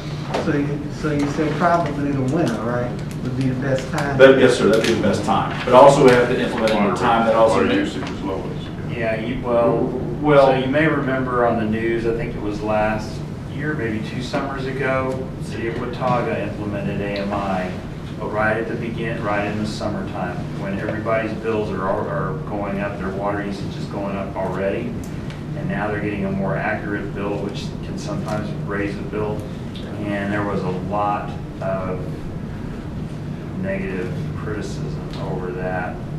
So our lesson learned was don't implement it when people are when there's going to be a spike in water usage anyway, do it in the winter time. There's a communication piece Yeah, there's a that big is also communication critical piece. too, that we're letting people know that they're going to be, we're installing meters, we're coming in here and what the capabilities will be. So again, to Kevin's point, we don't want to just have new meters that are going to be extremely more accurate. That's going to be important. So to answer your question, the timeline, that's our hope. But as we bring someone in here to kind of give us those, that's going to be the first kind of exploration, if you will, on what we're going to get, and then we can start building the timeline from there. So we're working on AMI. I mean, I want to stress that with the approval that council had of the ERP for the UB, we are working on it. That's the first. We have to do that no matter what. It's just now we go back to exploring all the. And I'm sure at some point you'll tell us that we're not doing the entire city at one time, is that correct? No, sir. Okay. So I think we have to do it in phases. And then see, that's again, that's what we're gonna have to work on and make sure we do that right, and how we do it. Because we right now, the way the UB works, we've got 4 separate cycles of when we go and read meters. So how we go from the 4-cycle reading to then the AMI, which could be an instantaneous reading. I think we should start with District 1 first. Do you? Sure. Just to add to what Paul and Kevin just said, in addition to the summer months that you want to avoid, it's critical too that you stay out of the winter months averaging as well. So that leaves you kind of a narrow implementation window. And so you got to have all your ducks in order so that you can get in there and do it. Well, we want to hear what you say so that we can just, use it. We can use the council as a Well, we test talked. lab. I was going to say we talked about having some test runs. Yeah, just do 7 meters initially. Yeah. No, Yeah. 1. No, just do 7 initially to get feedback, see how it actually works. I think 1 should start first. Who's up? Greg? Well, if you do that, the whole thing might be over. Since they're the ones that can push the button. Good evening, Mayor and Council. Again, I'll be talking about the CIP plan. Again, just what I want to highlight is that 21 is what I'm proposing to do. 22 to 26 is what is in the plan, but that's, as we go out in the out years, that becomes more flexible. Again, just to read summary of the CIP. Again, these are the major projects that we do in utilities and streets and drainage above and beyond what's normally budgeted in the O&M. So this is, again, the new work, new initiatives, and major repairs. This is the summary of all the costs. I'll break this down again by fund. What I do want to point out again here is that as you get to the sidewalks and street CIP, street and sidewalk CIP doesn't have its own enterprise fund that contributes into CIP, and so for streets and sidewalks, those transfers into the CIP program are coming directly out of the general fund and then therefore compete with a lot of other priorities within the city. First going into the alley, this is a fund that has a relatively steady transfer out of the solid waste fund. Again, this is, as we talked about with the sanitation fund, the alleys are typically get torn up because of the garbage trucks. And so that's sort of the rationale for funding this. As you see on the beginning, or the project expenditures, numbers go up, numbers go down, and they alternate. It's because due to the funding, we tend to do a design year, and then we save our money, and then we do a build year, and then we do a design year, and we save our money, and we do a new alley. And we've got one coming into construction later this year. So again, here's what we're looking at for the next few years. As you see, the design and construct. We are, as you see in 2021, having some carryover from the alley at Madrid Granada. Again, we are awarding it this year, and so some of the project will be funded with FY $20, and then the balance will be funded with $21. Moving into the drainage fund, Mayor, this is what you were asking about earlier. Again, the stormwater fee kicks out the money towards CIP. And again, we have the drainage admin and operations that pays for our drainage crew, a portion of our engineer, and a few other staff. And then it has the bag wall program and then regular CIP. And you'll see the funds there. So this is a summary of the projects in 21. As we talked about, we've got 3 projects that we plan on starting this year, but we anticipate that they will be rolling over into FY21. And then we have the bagwell program, and then some other projects. So the drainage kicks out a little bit of money to help the alleys, because a lot of the alleys have a stormwater component into them. And so we use a little bit of money out of the drainage fund to help with the design, and a little bit of money out of the drainage fund to help with the construction side of things. Again, this is the projects that we are proposing in the out years. I'm sorry, go back one more time. Go back, sir? Is that what you said? Yes. What's the drainage at Longworth? So that is a small project that the city staff will be doing, but in that area, there's a particular area where the ditches have all silted in. And so even if something as mundane as when we flush hydrants, creates flooding all the way into the yards. And so what that project is. Are you talking about close to Hill City, or? Because I can't think of anywhere there's drainage on Longworth. I can get to that. I can't remember exactly where it is on their.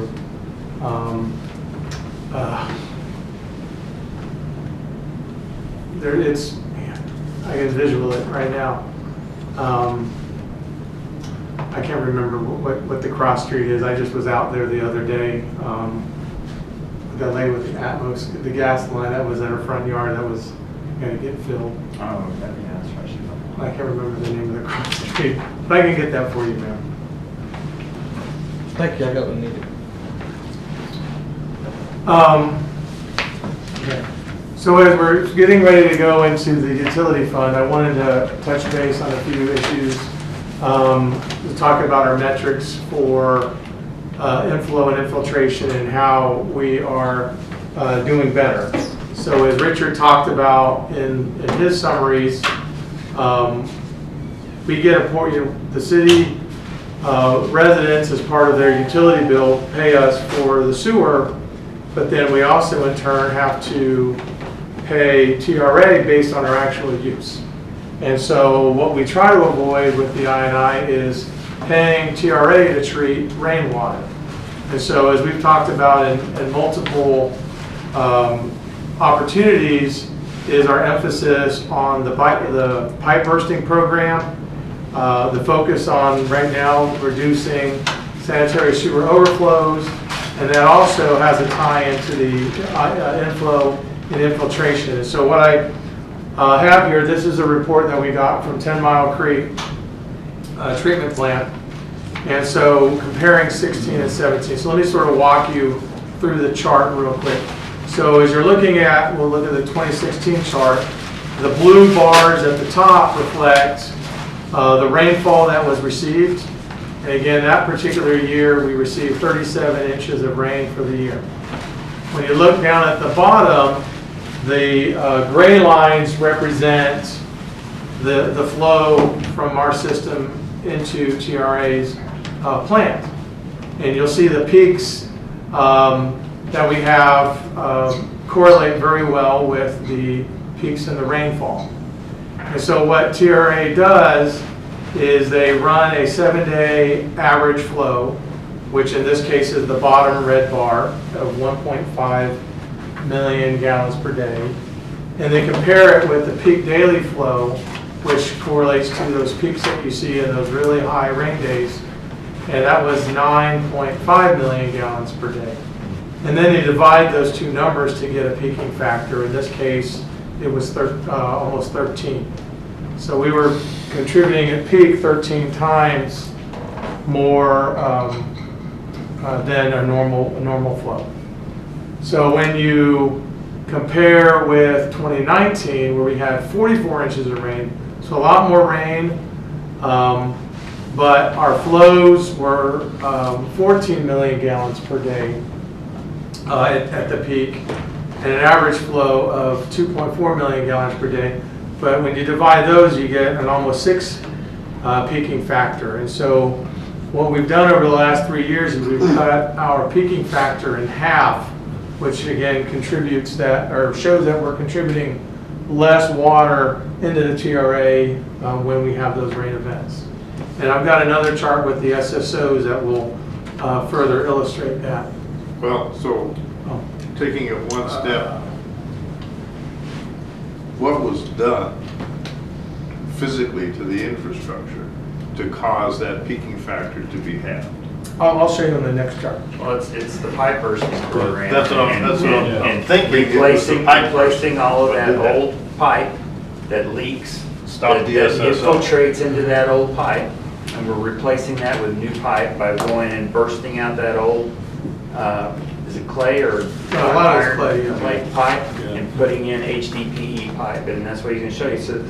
So it reduces what we're sending to TRA that we're paying for treatment, and it reduces sanitary sewer overflows. So this is why the pipe bursting and what we've been putting into it the last 5 years is so important to the overall infrastructure of the city on the wastewater side. And so that's what I was assuming. It was the pipe bursting that was contributing to that SSO going down that gave us this lower ratio. So when you look at this map here, let me just talk about our efforts for SSO, and then we'll look at the map. So again, we allocate $1 million a year in our CIP program for CIP. This year was, you guys just approved the $1.1 million to Vortex for this year, and that's the areas in gray. You've seen this map. Again, in the O&M side of things, we allocate $100,000 a year for sewer basin studies. That helps us, again, identify areas where we're concerned with our sewer infrastructure, but it also, with smoke testing, helps us identify if residents are contributing with bad service lines, or if they have caps on their cleanouts that have fallen off or got lost. And so where rain is coming in from houses, from the property, and then that's where the inflow is. And then we allocate money for manhole spray lining. So again, the manholes as well. We have some old manholes, and a lot of them are old brick manholes, and we go in and we coat those so that we don't have problems at the manholes. And then as a result of our efforts, we have 3 SSO locations that are no longer an issue. So let me again orient you to the map. What you're seeing here is our efforts from 2013 through today. And the yellow dots with the red circle inside represent the SSO locations that we experienced, in fact, last year. And so what we found is that we have a particular order that SSOs occur. And so we know when we can check a few of our bellwether locations that we know SSOs are coming, and there's a sequence of how those SSOs occur. We finished our most recent pipe bursting, which was focused right down here by Little in Maine. And then when we initially went up into Forest Circle, and we were working up in Fane, right off south of Wheatland, these manholes here used to be the first ones that went. And then it would go up into here. What we found now is that our new first one to go that we check is actually at Forest Circle. And so what we're doing with our plan this year, again, is focusing up here in Forest Hills and then down here in the Link Streets, with the focus of getting rid of, these are the next SSOs that we're attacking. Once those are done, we'll move over here, and then we'll be able to jump across Santa Fe and start working on these. And so that's our strategy going forward to get the SSOs knocked down. I'm not sure if this falls in this pipe bursting piece, so you could tell me if you want to move on to later or not. So on pipe bursting, are we using different material at this point from, let's say from 2006 up until now? There's different materials used in 2006. Well, a lot of our stuff is way before 2006. And so what we're replacing, the material we're using now is HDPE, and it's been around a while. What we're replacing is a lot of stuff that predates from the 60s to 70s. We have stuff in certain areas they call Orangeburg at the time, which was basically, the asphalt that you wrap your house in. They said, oh, that was the good idea of the time, is let's make a big cylinder out of it and stick it in the ground and use that as a sewer line. That's failing. So what we're doing right now is getting rid of all the old stuff. So clay pipe, some of the cast iron, Orangeburg, that is causing our problem. So I guess I'm going to tell you why. When I look at the area to the right of us, was this focus area, and I was just kind of curious. In 2006, there was some pipe that was planted in a very new neighborhood, and now that there's pipe bursting throughout, it's been pipe bursting throughout the neighborhood over the last 10 years. I thought that was just too new for that pipe to be bursting underground, which causes us to go back, redig it, do repair on it. None of those areas those neighborhoods are predate 2006. I don't know what. Well, okay, I'm just talking about. I'll talk about my neighborhood because that's where I got all the complaints from. We're not even in that area. Well, I'm just saying that is that defined as pipe bursting when the water is coming from under the concrete? That's when the water pipe is. Water pipe. Okay, that's what that. No, your pipe burst. That's a different. But the whole neighborhood pipe was bursting. Yeah, that was a construction problem by the developer. Okay, that's what I'm asking. Yeah, so this is not having a burst water line pipe. This is when you have an existing pipe and then there's like a rammer that goes through the old path of the pipe, destroys the old pipe, pulverizes it, and then drags through a new HDPE pipe as a replacement. And that's for sanitary sewer lines. Okay, that's Is what there I'm anything I know what you're talking do, about in yeah. your neighborhood, but it's bad water lines. Is there anything the city can do when you have a builder that put in bad water lines? Yeah, that's what Now we go out now and when they break, we go out and fix it. Oh, we do. I know, but shouldn't we Hold the don't have an developer. inspection for those guys? I mean, not just that neighborhood, period. Shouldn't There be was an inspection that were part of it to some extent, yes. Because we're spending money every time that water's. That's coming in. correct, that's correct. We're losing water and we're spending money to go in and redo the street. Yes. I don't know how long the bond is good for. I don't know how long your neighborhood is. 2006. I'm thinking. The 2-year bond is max. Yeah, it's- on a performance bond. It's, the most the city would ever be able to do is quality assurance, not, the construction builder is responsible for quality control in terms of checking every single valve, every single meter. That's the contractor's job. The city at any time would only do quality assurance.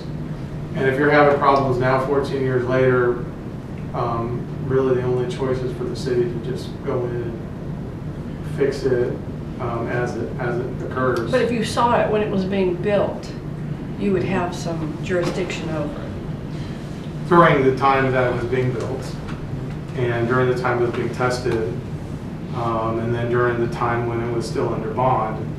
But that's. How would you know? How do you know it's not being billed correctly? Well, it depends on the materials and at the fittings. Did they use the pipe that they said that they were going to use? Sometimes, you know, I mean, I can talk about construction projects I've seen where I've checked is it turned in, you know, this is what I'm going to put in the ground, and you go out and check, and you check this area. They put that, that's what they're putting in the ground, and then you turn around, and then they go pull out the cheap stuff. You got to go back and then you're lucky you catch it. If the contractor wants to, you know, the developer wants to trick you, you know, that happens. It comes with money. That's what they were thinking. No, I was going to ask a totally different question, and that is, do we do television monitoring of the wastewater lines, and how does that impact the maintenance effort? So we do televise. We started Burgess and Nichols, who we bring out every year to help us with the sewer basin studies. Starting last year, the year before is when they started televising, as well as doing the smoke testing and the rest of their stuff. So we do televise. If we have citizens that call and they have some concerns, and we use our televising, our robot that goes in the sewer lines, we check. If we're having other problems, we use ours to check to TV as well, and that's sort of how that also impacts like why we pick these particular areas.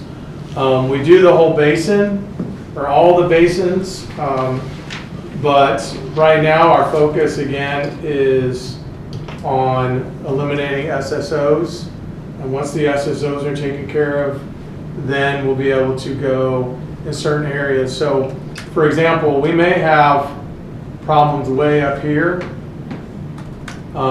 with old pipe, but at this exact time, that's not necessarily contributing to SSOs like it is down here.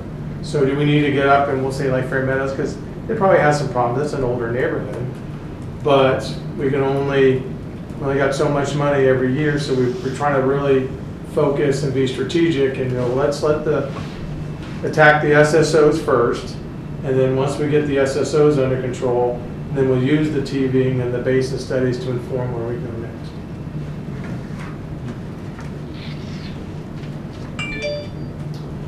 Again, this moves us into the utility fund. Just a fun summary. We try to target around $5 million a year, but we've got a few projects that have pushed to the right from designs, and so you'll see where we've gone a little bit heavy on 21. So again, we have a few projects that we anticipate rolling over from 20 into 21. The pipe bursting project, Green Tree Lane, then the Daniel Dale Road bond project, which has a significant utility component to that. And then you'll see the rest of the projects that we have planned for the next year. That's one on Wheatland and Duncanville and Duncanville that you're working on right now? This Daniel Dale Road is Main to 67. This is the bond project. Okay. The one for Tractor Hill on Duncanville, you finished, is that already done? Priced out? The one on the low, is that the, oh, that's the wall there, right? Oh, the back wall there. You're talking about Ferguson. Oh, you're talking about Ferguson Road. Yeah, Ferguson Road. That is, we're doing final walk pretty soon. I walked it the other day. It's pretty much done. It's definitely substantially complete, subject to punch. And then moving forward, you see some more pipe bursting, the additional projects. What we did, again, for bring council up to speed. So council awarded a water wastewater master plan that was finished earlier this year. And so a lot of the projects that we have as we're going into the out years are going to be focused on the key components of the water wastewater master plan. And the main takeaways that you'll start seeing, again, these are in the out years, is our focus is on looping our system, so we don't have dead ends, getting some better flow with some of our other pipes. But the main effort that we have that was recommended by the master plan is to put a water tower up in Redbird Park, so that we can improve the water pressure up north. What we found is that the water tower on North Main is actually lower than the Clark Road water tower. So we can't fill up Clark Road all the way, about 10 feet. But we anticipate if we decommission North Main and put a new tower up in Redbird, then we should have about another 15 to 20 PSI up north, because we'll be able to use the whole Clark Road and capture the whole elevation of Clark Road, a higher elevation at that location, and then we'll get some efficiencies by having some distance between the ground storage tank and the main. But that's the long-term strategy, and a lot of these projects are focused on either taking care of a known problem area, addressing looping issues that keep our water quality very well, and then finally focusing on setting the conditions so that we can move put a new tower up in Redbird. What percentage of the land would it take? Usually a little corner of it. They're not very big. It wouldn't be as big as the one on Main, because that's pretty big. The one off of Main is because it's got a ground storage tank as well. This would just be a water tower. So if you go down to River Oaks down south, which is just the water tower itself, maybe 100 foot by 100 foot fence. We do have bad water pressure. Yes. Takes forever. Yes, you do. Yes, we have terrible. What does the new tower cost? It's I don't think it's in the millions. 6-7 Of course, million. yeah. So I'm- Yeah, we're looking at around 600 million. Mhm. It's gotta be big. When you're filling up a sink to wash dishes, No, it's not you like- literally walk away because it You're takes getting- so long to It's fill. not like- It's like, I'm just curious when we're talking about a new tower, what does a new tower cost? that's ridiculous. It's gotta be in the millions, I know. There's a Yeah, million gallon I tank. think. And so what are you talking about doing that? It's like in 26, 27. Uh, We've got a lot of pipe that we've got to replace to get ready for that. Pipe in the area Yes, because it can't withstand the pressure? yeah, you don't have enough flow, that's right. Because we've never had any pressure, so. Yeah, When very, it very, gets some- very narrow pipe. So, And yeah. that was the builder? The whole area? Well, I mean, a lot of that area was old county, built by the county way back when. I can't really presuppose why stuff is the way it is. Well, Now it we is, expect you and now it is the way it is, and so we gotta fix it. And development over time has changed. So we always have bad pressure? And I never noticed. I would say so. That can get good pressure. The I did do dishes. sidebar, the storage tank, the service center, what is that? We have 2 ground storage tanks at the service center. How do they get the water to, where's the inflow to? We have a main inflow that comes in down 67 and then down Daniel and then into those 2 tanks. Okay. And then we have a pump house and then that pushes it out, pushes water down to River Oaks. The whole system is integrated and so we can get water. Technically, we can get water if all we had was like Summit or if all we had was North Main. Now, we're not decommissioning out of North Main. We're going to keep the ground storage tank there. We're going to keep the pump house there. We're just going to take down the tower and build a different one. You know, it's interesting because we're using the book thing on the weekend. I never saw it before, but I was parked next to that storage tank, and it says 50 gallons for 25 cents. People use that a lot. That's non-potable water? That's potable water. It's potable, 50 gallons for a quarter? We have a problem with that. You want to charge them more? Yeah! I don't know what the iteration is, but I see we get a few $100 a month, maybe, something like that out of there. Should be cheaper to do that and water your yard than to run it through your pipe. Or for your horses. While we're talking about those storage tanks, that's a very, very important part of our managing our costs for Dallas Water Utilities. Because we have two components. We have a variable component and we have a fixed component. That fixed component from Dallas says that we can't go above a certain amount of water that we take per day. So when we get into the heavy months of the summer, we have to manage, Greg's folks have to manage those tanks very carefully to keep them peaked out so that we don't have to exceed that fixed amount that we pay Dallas for. Otherwise, we would get what we call ratcheted up, and we'd have to go to another level. And each million gallons that you have to have costs you about We're capping our reserves. $290,000 a year. Because they estimate in the beginning how much we'll use, and our rate is based on what they're saying we'll use. And if we go over that, then you get the... Yeah, it's like electricity. Yeah. Right. And it's based on the system, on their ability to provide what they need. It's just like you said, just like electricity. So you hear about in the summer times, the peak times. Yeah.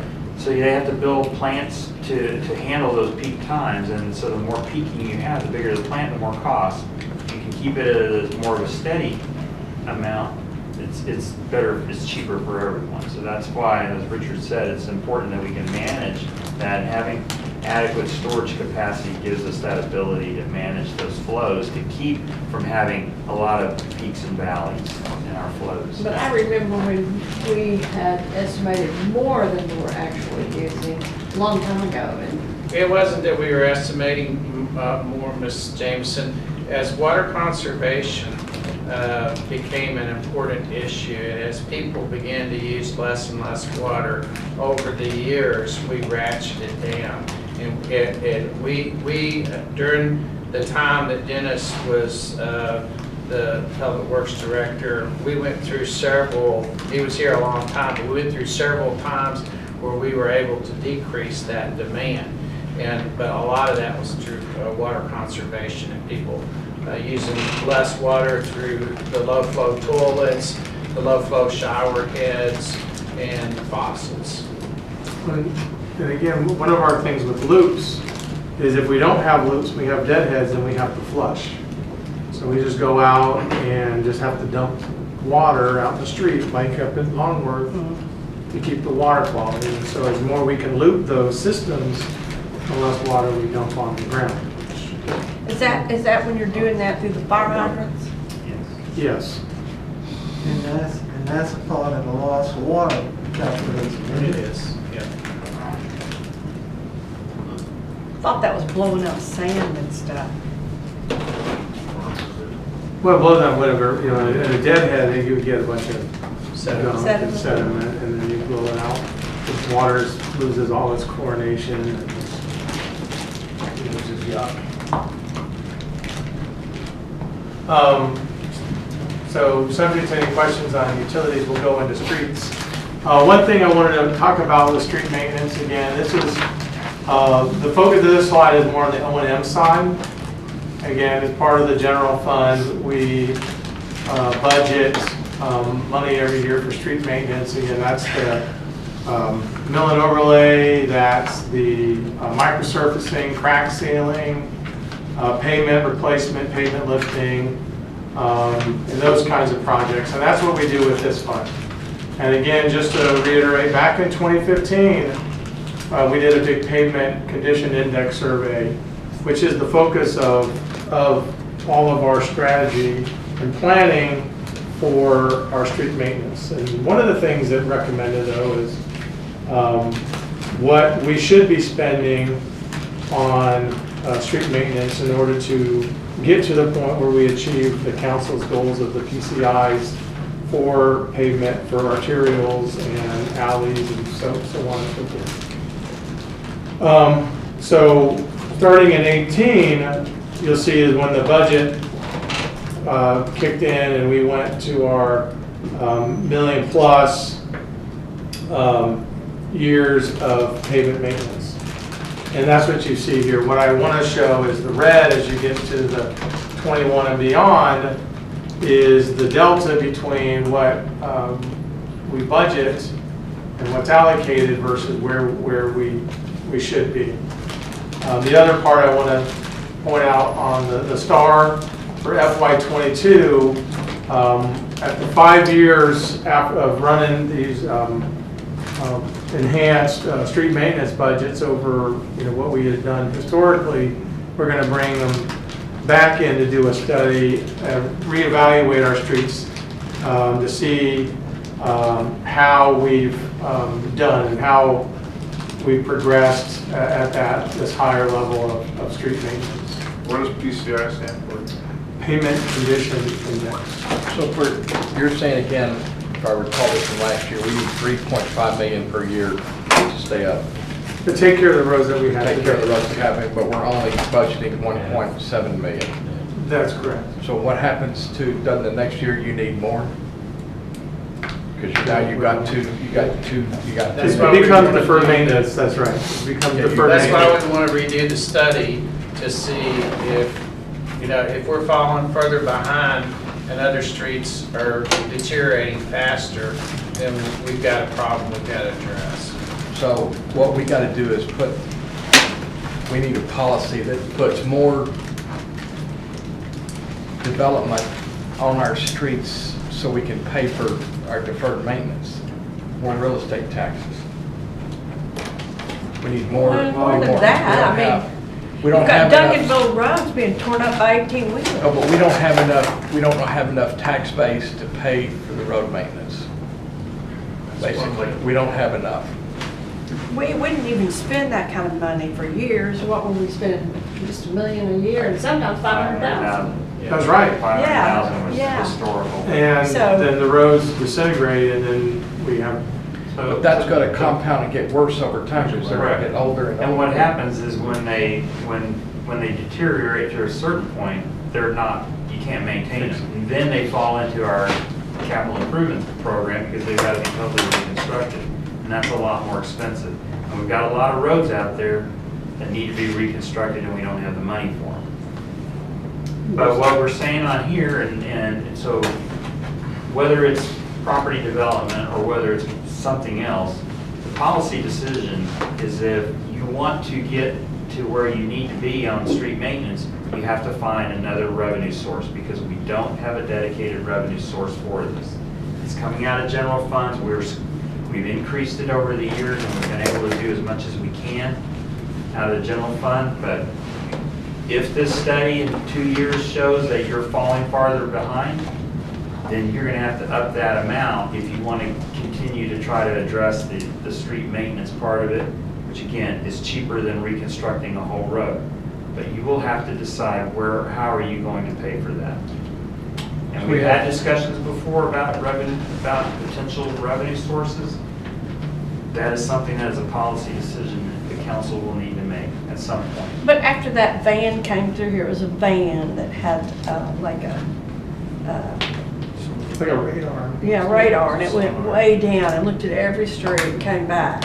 We paid like 80-something thousand for it. And I think they said if we repaired every street that it came back with, it was over 8 million.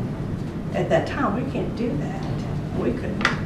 I know my point is that we've got to figure out how to put more taxable value in so we can pay for at least get the gap closer. But remember, you keep running into 3.5% cap.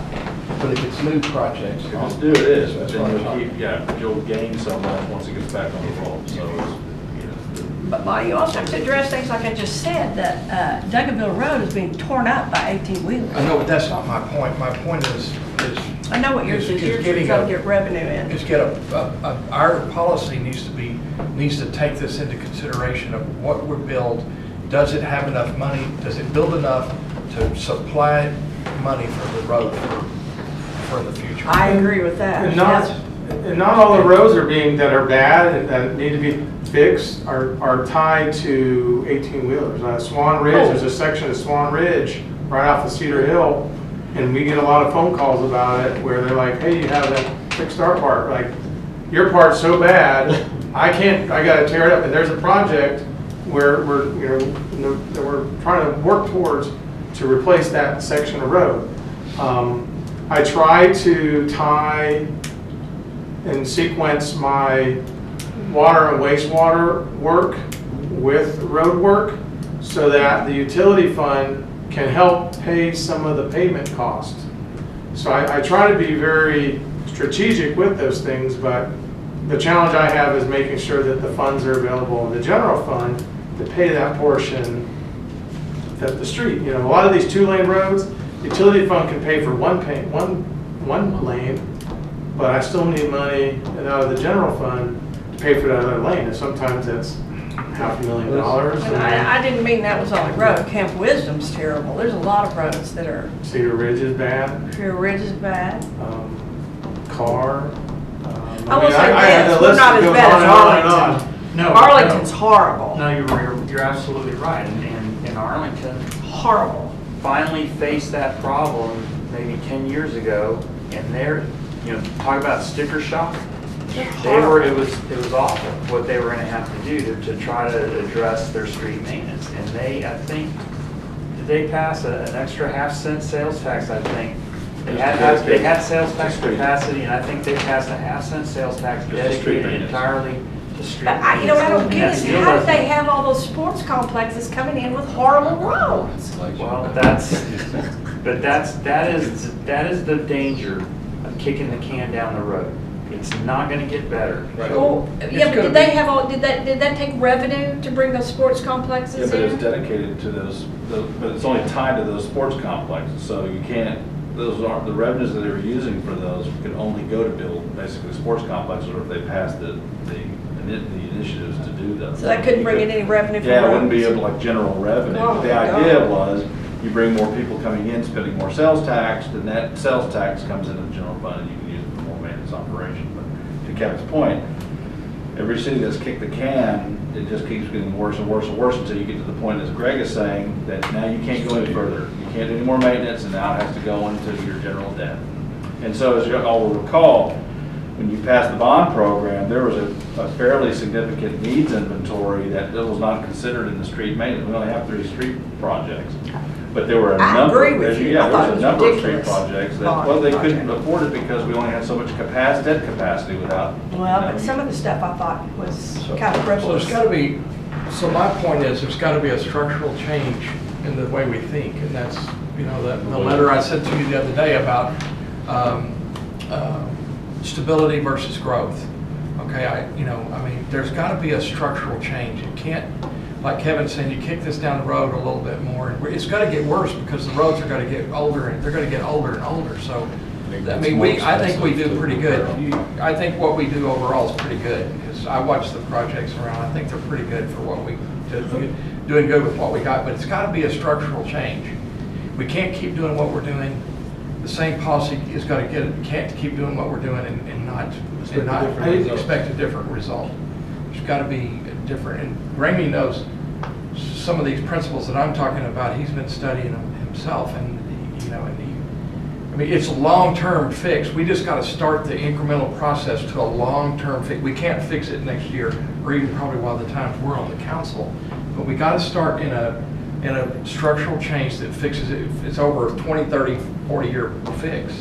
But we have started, is the point, because it was for years that we spent $500,000, then we bumped it to $1 million. Yeah, we basically tripled what we were paying before. What we were spending So before. we have should have an changed impact. Yeah, but no, we should see the results in pavement management study. what I'm talking The question's gonna be, have we made any progress or are we still falling behind? Yes. And to Councilmember Anderson's point, you were correct. That has got to be part of the policy discussion of how do you have sustainable development? How do you sustain these kinds of things?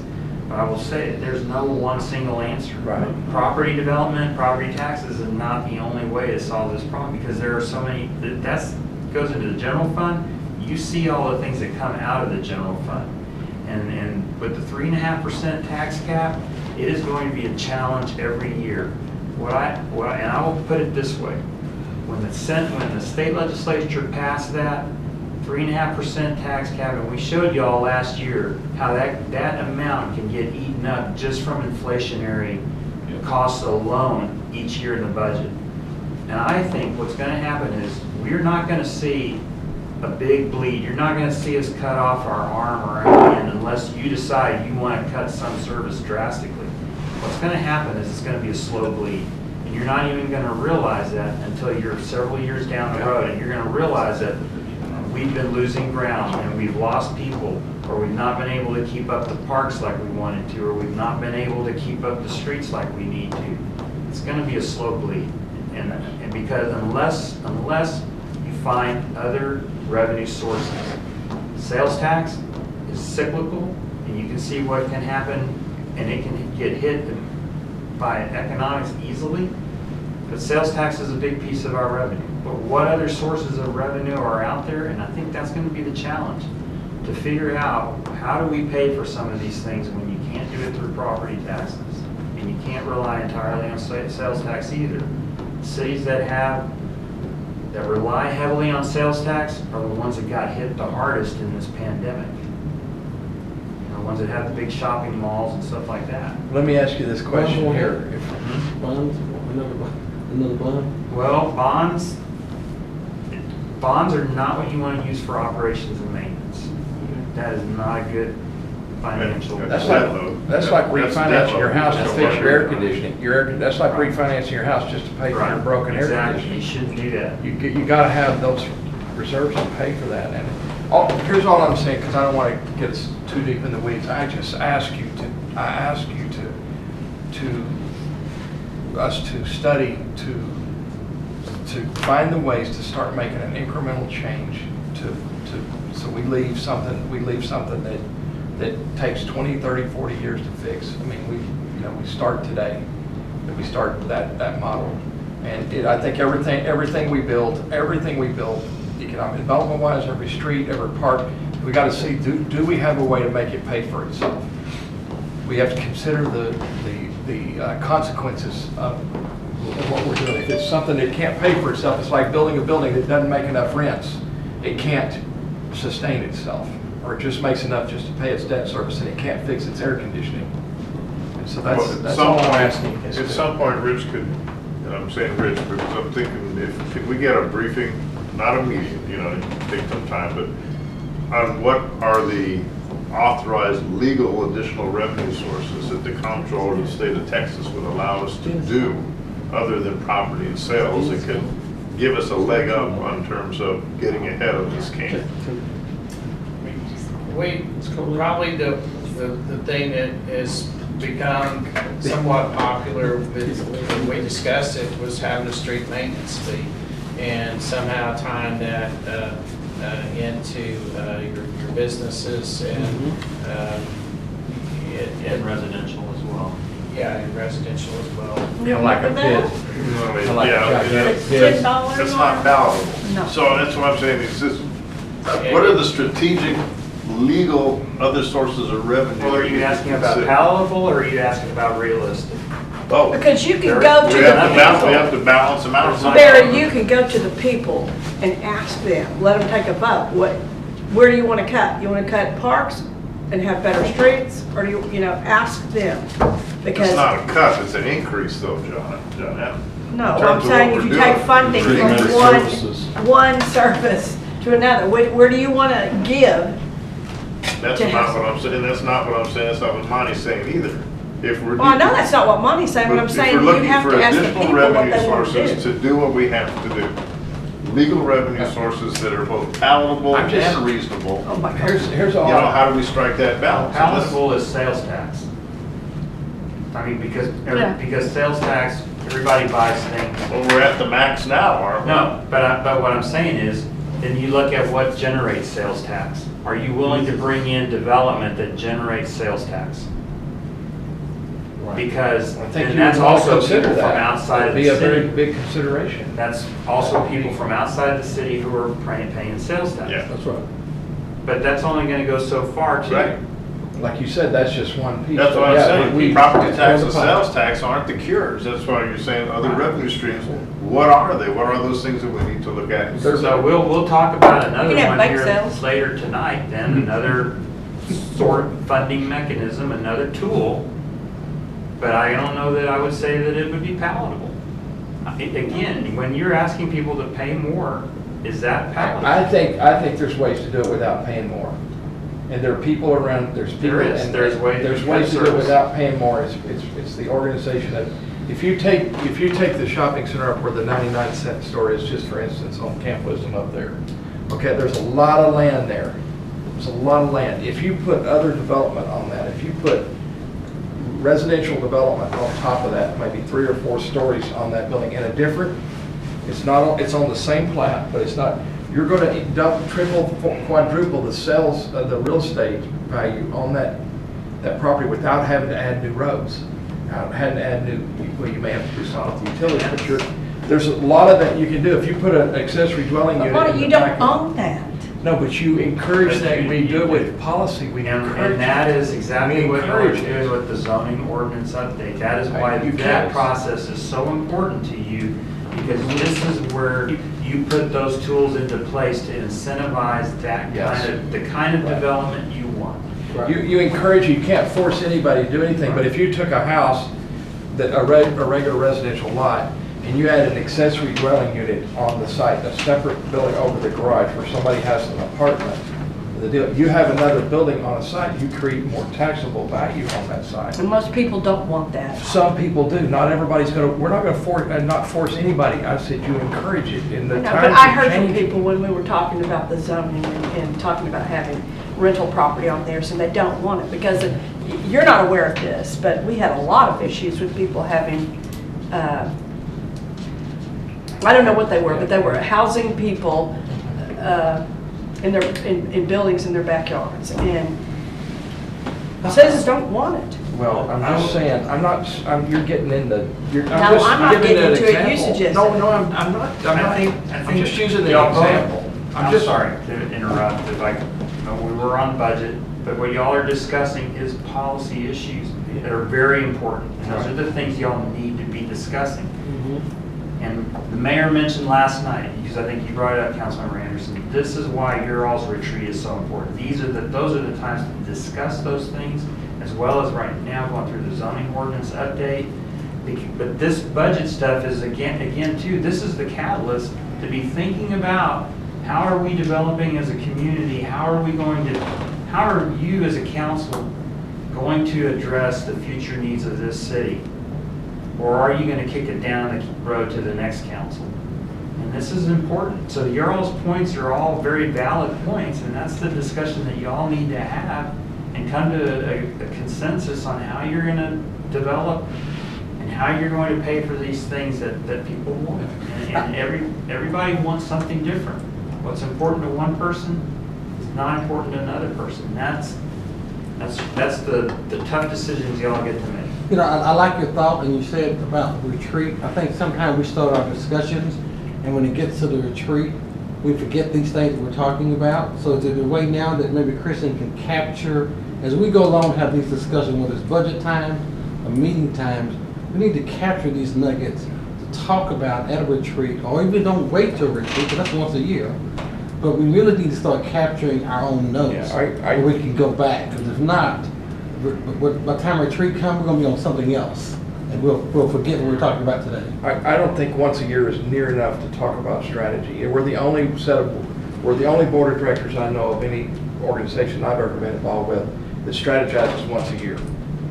I mean, we have to strategize more often and get together as a council here together so we can sketch things out and discuss them and talk about them, so we can give staff better instructions. I mean, about what we want or what we would like them to do, you know. Well, right now, it's really critical because we're redoing the code book, and that is critical.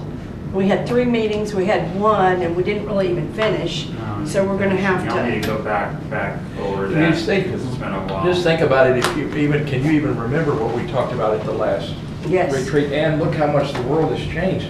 I mean, we're having to even redo our budget in mid-year. So we're not even the same people we were, you know, 6. Well, this is the time we always do the budget. I And- know and that, I would- I'm just I saying would- the strategy needs to go with Yeah, I the agree. budget. But I would argue that you are strategizing as you're Yeah, going through the yeah. budget too, you're providing. But we need to strategize strategic more direction. through the year. I agree.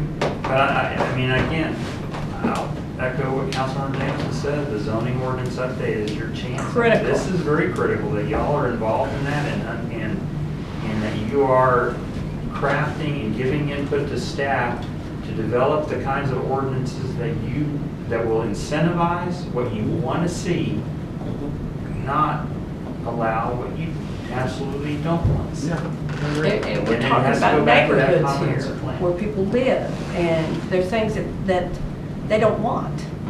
Well, quality of life is very important. I mean, in a strategy, quality of life is, to me, top of the list. I mean, but you gotta pay for it. That's right. You gotta pay for quality of life. Okay, so let's, yeah, points have all been well made. Kristen's got notes. And so, Another thing I wanted to bring to your attention is with sidewalks. So the purpose of this slide here is just to lay out the sidewalk expenditures that we've had since 2015 and the source of the funding. And what you'll see is that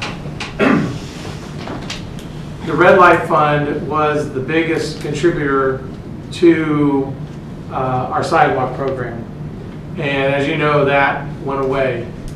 Again, the next one was sort of running neck and neck is CDBG and the general fund. But again, when we look at the general fund, it competes with all the other programs that we have. And so really, again, the point of this slide is for, as council strategizes and looks at and prioritizes and provides the vision, is understand that we have a lot of sidewalk needs. We're trying to get away from being auto-centric and a little bit more multimodal, bring in some of the, the bike lanes and more sidewalks, better sidewalks. And we lost our biggest fund source, which was the red light fund. And so now, we're having to again compete with everything else. CDBG funding is good, but the two things about that is one is it's not a lot of money, big picture. It's every other year, and it's very restricting in where we can put those funds, and as well. So I just wanted to point that out to you.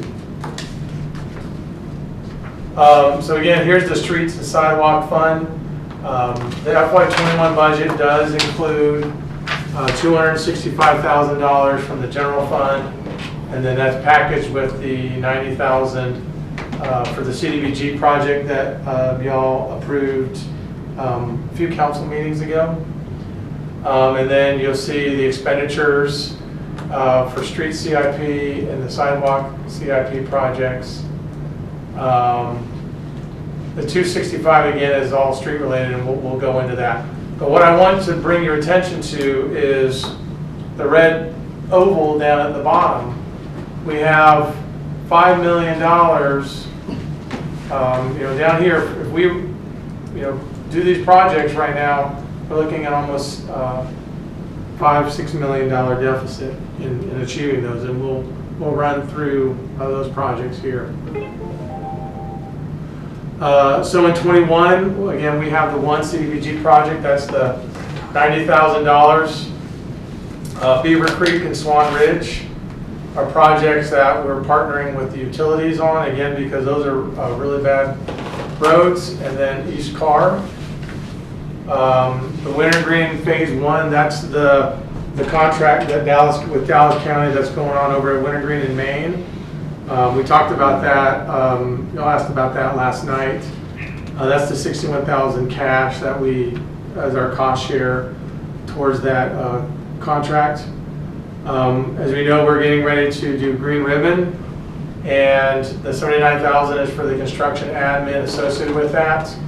That is a $1.3 million contract, and in order to get reimbursed from that, there's lots and lots and lots of paperwork that we have to fill out. And so the $79,000 is for the construction admin, is to help, again, one of the main pieces of that is to help ensure that we get all our $1.3 million returned to us from TxDOT, and we get it in a timely manner. And then again, we talked about the CDBG. 22, again, this is currently unfunded, but what we're trying to do is rebuild Swan Ridge from Cedar Hill to Birdwood. That's the part that is beyond repair. The road at Beaver Creek, and then the other roads that we've shown there, the sidewalk program, and then we usually get the credit in 22, but that we showed it on the fund side is in and out the same year. And then going through into the out years again, there's a potential Dallas County 7th Call project, Wintergreen Phase 2, which is Maine to Cockrell Hill, coming down the pipe, and then you'll see again CDBG. Of course, every year or every other year we go to council and say, what do you want to do for a CDBG project? Mine assumes that my project beats Parks. I'm wishful thinking every year. It does beat Parks every year. What are you talking about? So again, just quick, is there any federal mandate? All right, I just saw the ADA ranch on sidewalks. Is there any federal mandate that we have to comply to have all of our sidewalks ADA by some point in time? we have to have an ADA transition plan. And we're actually started working on that. That's a requirement that we have. There is one. And so the answer is yes, there's not a particular end date, as long as we have a plan to show that we're working towards that. Okay. And just as a side though, we do, I know there's one lady who is sight impaired, and she does a lot of walking, and she actually provides us with feedback. And that sort of helps us. We usually direct our sidewalk concrete construction crew, but she does a very good job pointing that out. Hey, I can't walk here. Can you walk? Oh yeah, absolutely. Yes, ma'am. That kind of stuff. But to sort of summarize, the utility fund, drainage fund, and alley fund currently provide adequate funding. The street and sidewalk funding is always a challenge. It's competing directly with the general fund and all the other programs, and then as well as the street maintenance we talked about is getting that funding where it needs to be to take care of the roads before they get to CIP. Subject to y'all's questions. We're questioning now. Well, good, then this will be fun. Well, we're halfway through. Why can't we do some work tomorrow? So now we're gonna talk about You all got, the other you got funds. 15 minutes. Okay. There you go. Okay. I think he's saying there not to take any questions, I think is what you're saying. Well, no, I think it's stuff we need to Earn talk my about. We food. might need to do it one more time. You think what? We might need to meet one more time because Okay. stuff we talked about is important. Go ahead, Jennifer. Starting out with the Economic Development Fund, again, we're talking about the revised FY20. We've already had discussion yesterday in the general fund talking about sales tax. As you know, economic development is funded by sales tax. And so that decrease that you see here is a result to sales tax drop. The expenditures, We did have some increases here, and they were due to, we added $156,000 for the demo asbestos abatement on the Toyota property. We added the $250,000 on the COVID grants. We added $34,000 for a land use study for the Toyota property. We had budgeted for an intern position to assist Jessica with the surveying project, but since we haven't hired anyone, we decided to go ahead and freeze that position for FY20. And then we also reduced beautification funding for the plant change-outs and that. So that gives you where we will end up for FY20. We'll end up with 3.1 million as a fund balance, which is a very healthy fund balance. So going into FY21 proposed budget for economic development, again, we still see the impact of the sales tax drop. For the expenditures, the only additions to the budget is that we are increasing the demo and rebuild program by $50,000, and then also increasing the facade incentive program by $35,000. So that gets you to that, about that $87,000 change. And again, ending the funding balance of 3.5 million. Going into hotel and motel. Well, we don't really have any breakdowns on this. Yeah, not so much. I mean, this is just more high level, but those are the things that are attributing to the changes in expenses or the changes in the revenues that equate to when we predict it to be. Otherwise, it's just pretty much maintaining the same level of service and the same expenditures. On hotel and motel, for the revised FY20, we are projecting obviously a drop in the hotel motel tax, and those are projections based on the COVID-19 impacts. As far as expenses, we're reducing the budget, the wayfinding signage, we're postponing that to FY21. That was $150,000. We're reducing advertising. The new website's not yet complete, so we don't need as much of the advertising. And then just as a note, for right now, these numbers are based on, as we're assuming that all of the grants that were budgeted are being paid, will be paid out. That's the assumption that we're making, but we'll come back to council at a later date, probably to rehash. Yeah, because we did, just so the council knows, we did get, and I know, Johnette, you probably already know, but we did get notification that the Museum of International Cultures, they have closed, and so there could be some cost savings there from this point forward in terms of their grant if they're not operating. So, and we'll just know what that will be closer towards the end.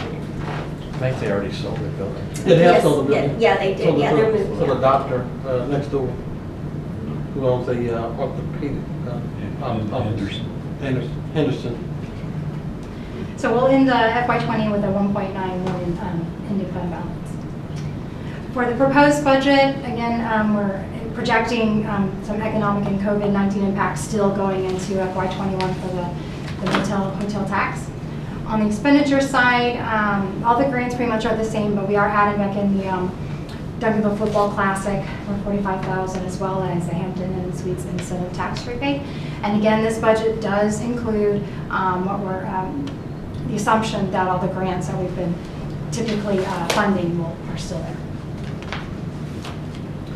On the TIF grant, or the TIF fund, not much activity happening here again other than just growing the fund balance, but I did want to show you in FY21 we're proposed to end at $325,000. Again, that's just the percentage of the difference on that specific properties that we're putting into this fund to hopefully in the future fund the hardscapes and the landscapes and things like that for these properties.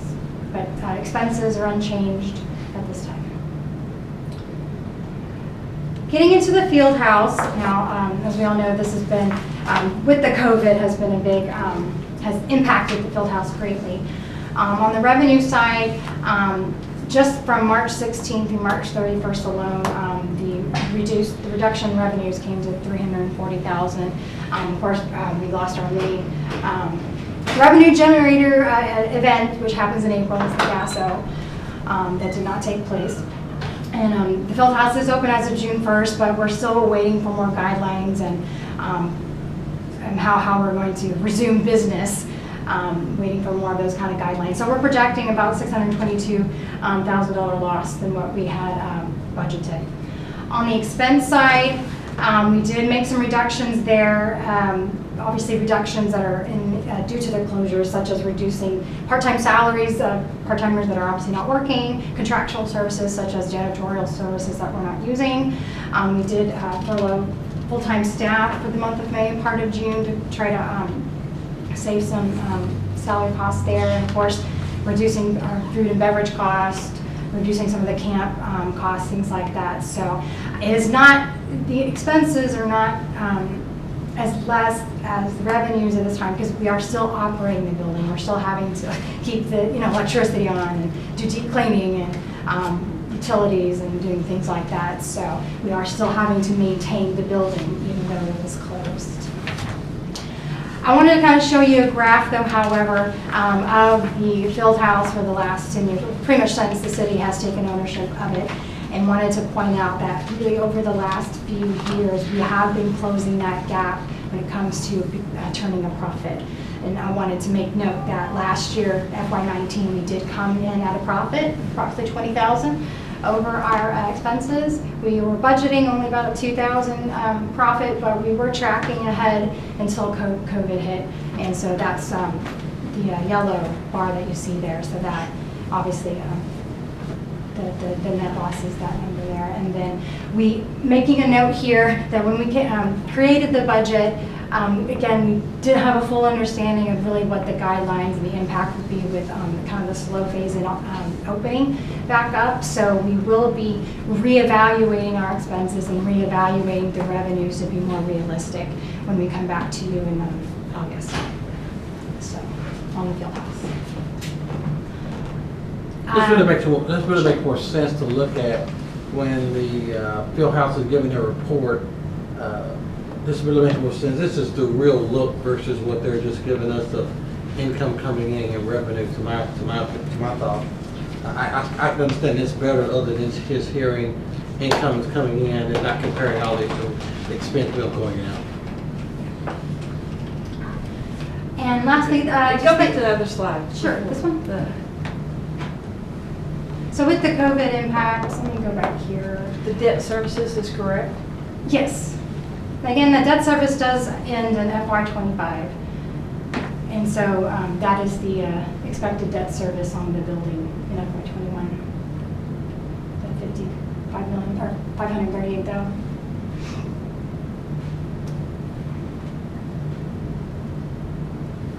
Good to move forward.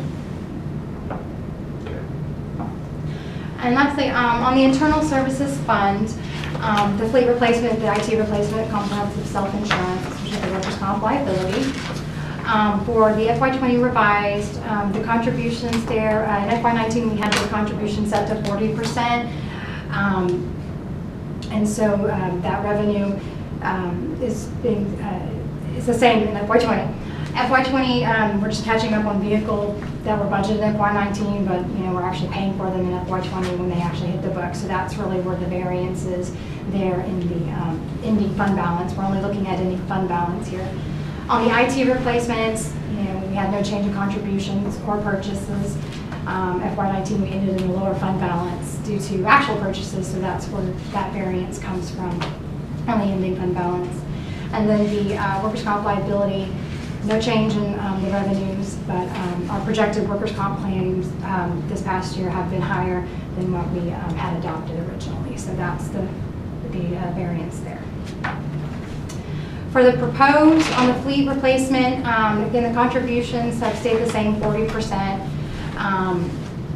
Replacement schedule this year include, we are purchasing another fire engine. It's time to replace that second fire engine. So that's the main driver of the cost. And just as a note, we are pushing out scheduled replacements of patrol vehicles into FY22. So Okay, back, yes. We're buying we're replacing the fire engine. Yes.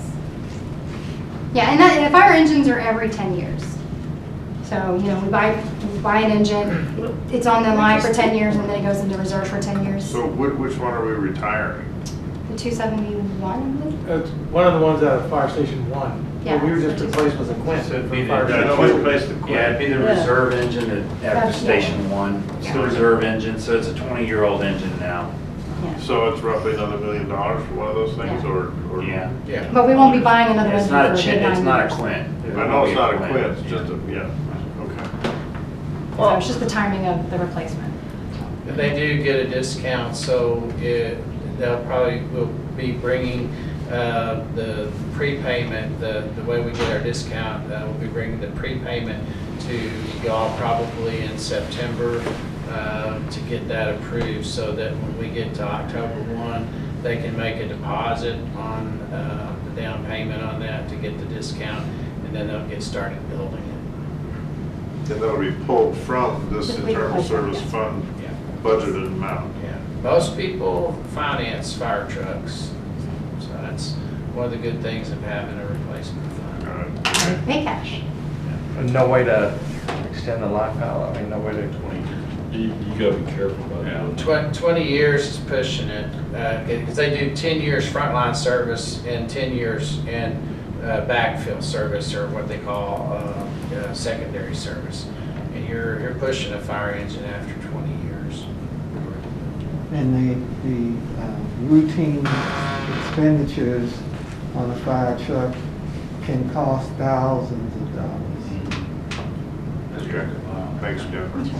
On the IT replacement, we did up the contributions in FY21 to 80%. That's due to, we have a large replacement year coming up with our servers and our virtual environment, approximately about $150,000 there. So that's the big variance there in that fund. On the workers' comp liability, we did reduce contributions by 3%, but our premiums per TML are expected to increase 22%. So we're having to capture that, but we still have a pretty healthy fund balance in that fund. So. Okay. What happened on the slide before where you have the projected workers' comp claims higher than adopted budget, 75,000? Yeah, the adopted budget of the workers' comp specific line item was 75,000, but we increased it to 225,000, I believe, based on actual claims that we've been getting. So, and you know, workers' comp, I mean, it's cyclic. You know, you have really low years and sometimes you have really high years, and it just depends on the nature of the injury, kind of what those claims look like. So that's why we have a fund balance there to offset that.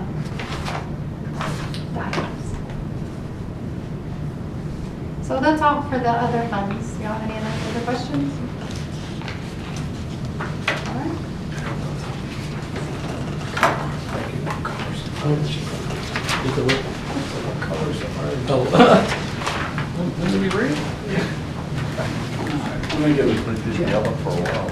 So we give an update on our 2018 capital bond program, and then toward the end, we're going to actually go over a couple specific projects that are in the bond program, namely the Main Street program. We need to kind of give you a report on that and get some guidance from the council on that project, and then also we want to talk to you about trails as well. So both Greg and Bart respectively will be briefing you on those particular projects to get your input.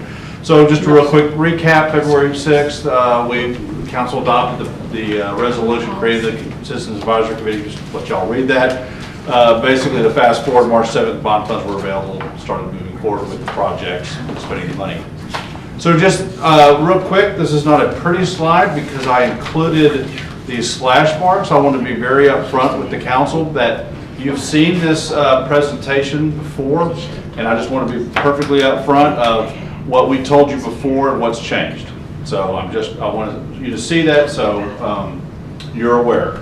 But we've got some explanation for each of those changes. So for example, on the design for Kidsville project, we completed that in the summer of 2020. It took a little bit more time to get input. One of the things that will delay construction is that we have found out from the Texas Park and Wildlife Department that they've postponed the award of the grant. We've submitted a grant for a non-urban park grant up to an award up to $500,000. So they will not be letting us know about that award if we get it until August 2020. So that then pushes our construction schedule back. We completed the Rotary Park parking lot and got that in on time. Just a picture of the parking lot, and it is getting used, so it was a necessary, good project.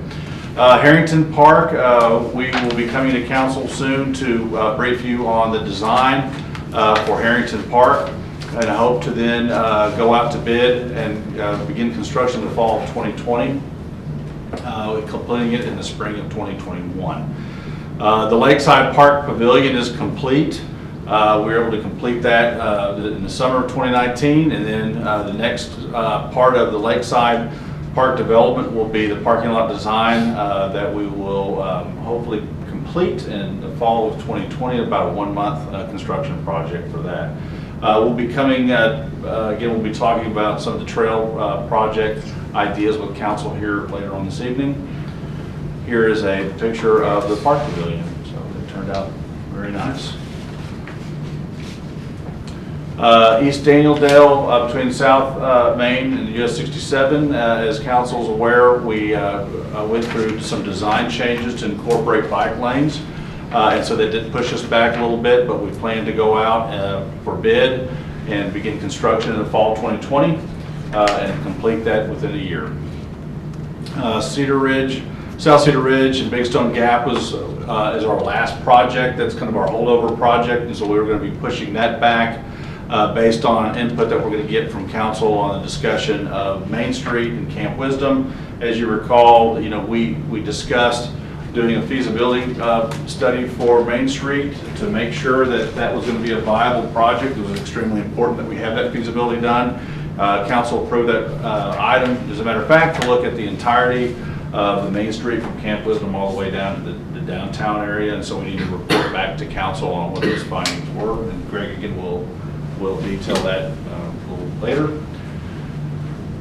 Here, just to go back to the Daniel-Dale project, these are some conceptual plans and designs that include some of the landscaping that will go along the Daniel-Dale project, again, Main Street, along the curve to US 67, and those improvements, which again include the bike lane. So we didn't change that from what we already agreed to, right? I mean, No, that's part of that's from your input. That's from our vote then.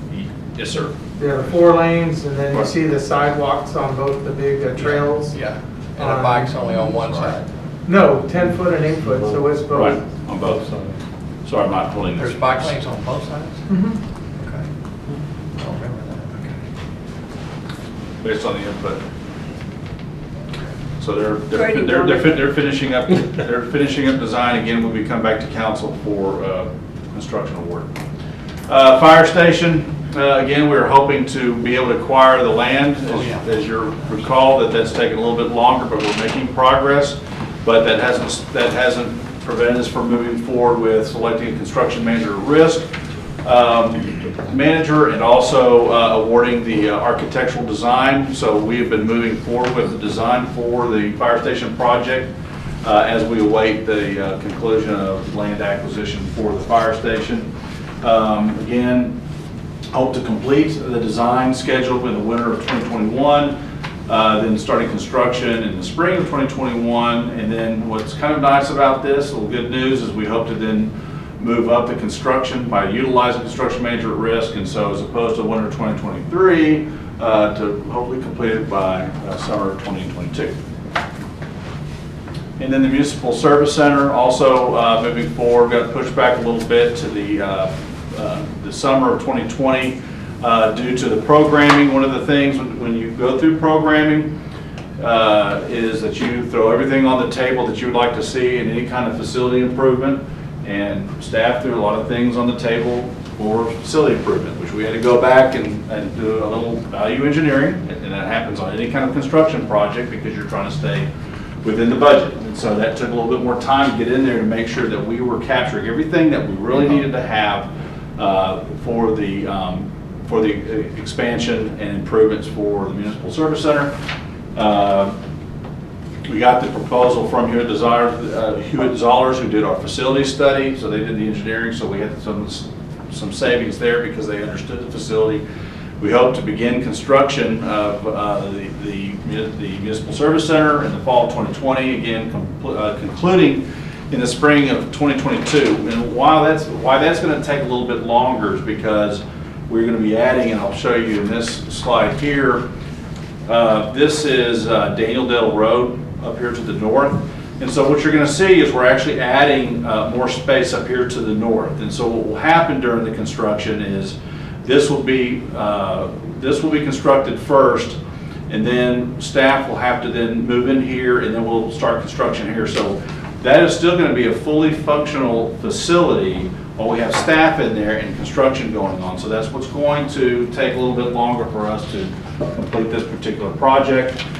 These will house vehicles, again, more garage and maintenance space here, again, additional office space here, including a fence along here for better security, including cameras and so forth for the Municipal Service Center. And here's a elevation of the front of the building. Again, try to improve the look, but again, sticking with the original architecture that we have in there, so it's complementing it, and will work out. But I think you'll see with the materials here a kind of a nicer, cleaner looking building. So I think you'll be proud of this building. I want to point one thing out. So this graph here, the purpose of this graph is to show that we're going to have a number of major projects going on at one given time, 5 to be exact. So the Municipal Service Center renovation, fire station project, the East Daniel project will be going on, Kidsville Splash Pad. Again, these are based on quarter increments, and then also the Harrington Park project. So we'll have a number of projects going on at one time for staff that we're going to be making sure that we're trying to stay on schedule. Again, as I mentioned before, we want to talk specifically about 2 projects that we need council input. And let me turn that over to Mr. Ramey.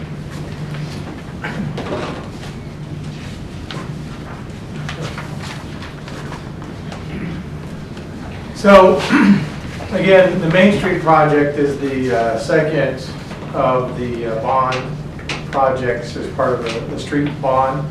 I just want to run through, again, the timeline for this. Again, we had the bond election where we were approved for $6.6 million for streets. We budgeted $1.5 million for the Main Street project because the plan with the Main Street project was to get a county match as part of the 7th call for projects.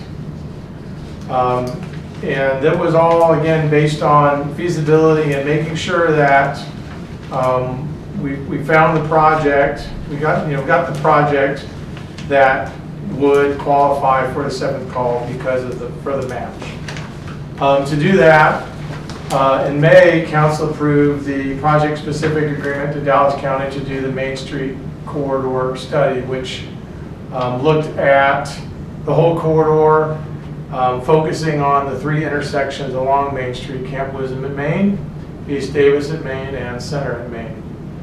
And then again, it would determine the feasibility for our 7th call project submission. We had our very first corridor meeting back in September, and based on our initial assumptions, we nominated the Main Street Camp Wisdom project as what we had submitted at that time. We didn't really have a study done at that time. We had just started the project, so we went with what we had nominated, had proposed to the bond committee. As you see, we've had several in-progress reviews. In December, we did an in-progress review with city and the county with the traffic engineers. Again, we had asked for initial concepts for all 3 intersections. That was when the engineers brought to our attention challenges at Main Street and Camp Wisdom intersection. So, and then they presented also Main and Center and Nance at Center initial concept, which was again another one that we asked to look at the whole corridor, but that did look promising.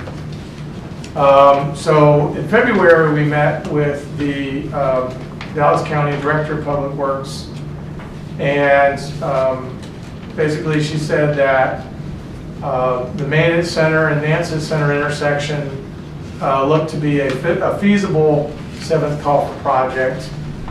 Main and Camp Wisdom intersection did not look feasible And she recommended that we do a Camp Wisdom corridor study to help with that location.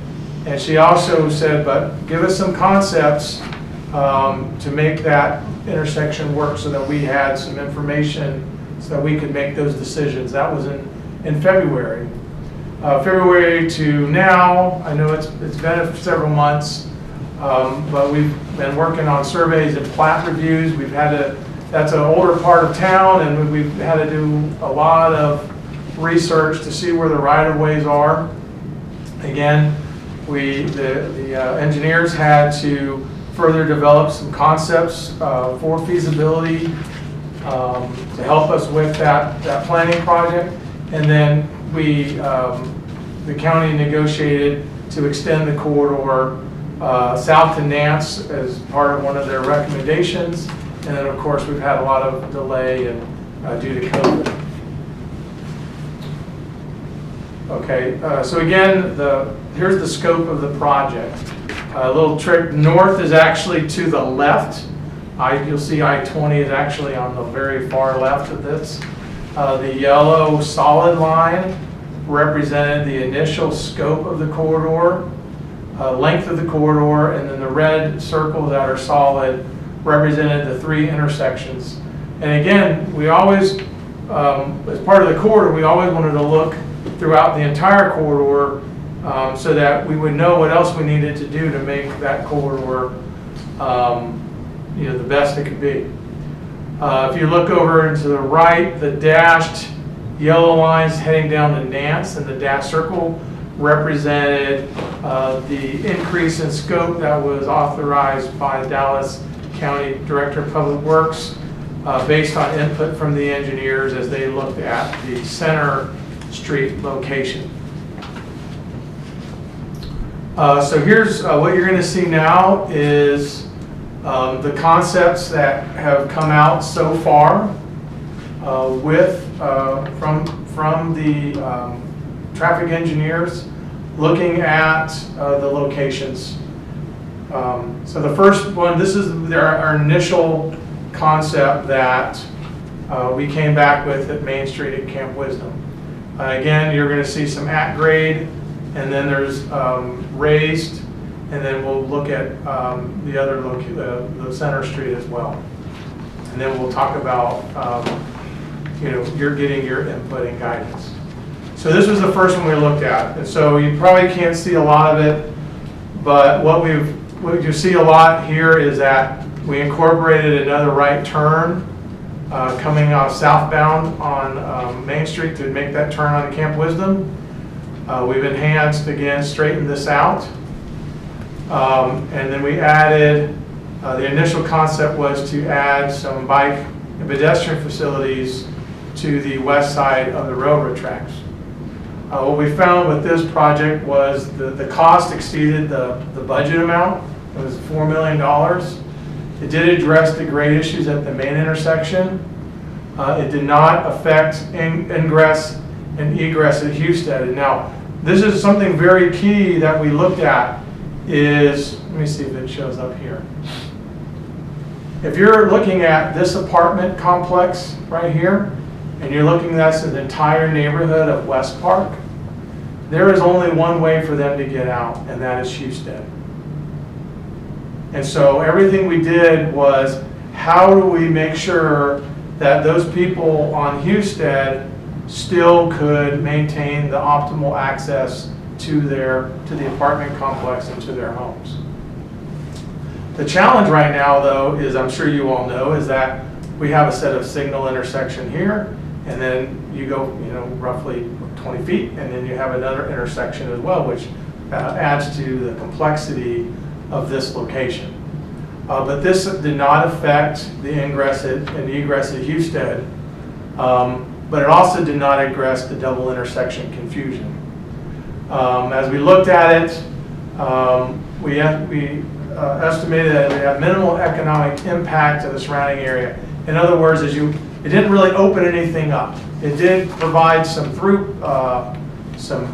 better trafficability on the safety aspects of things, but big picture, it didn't meet all the criteria of the 7th call, which was to try to develop some other, the economics of the area as well.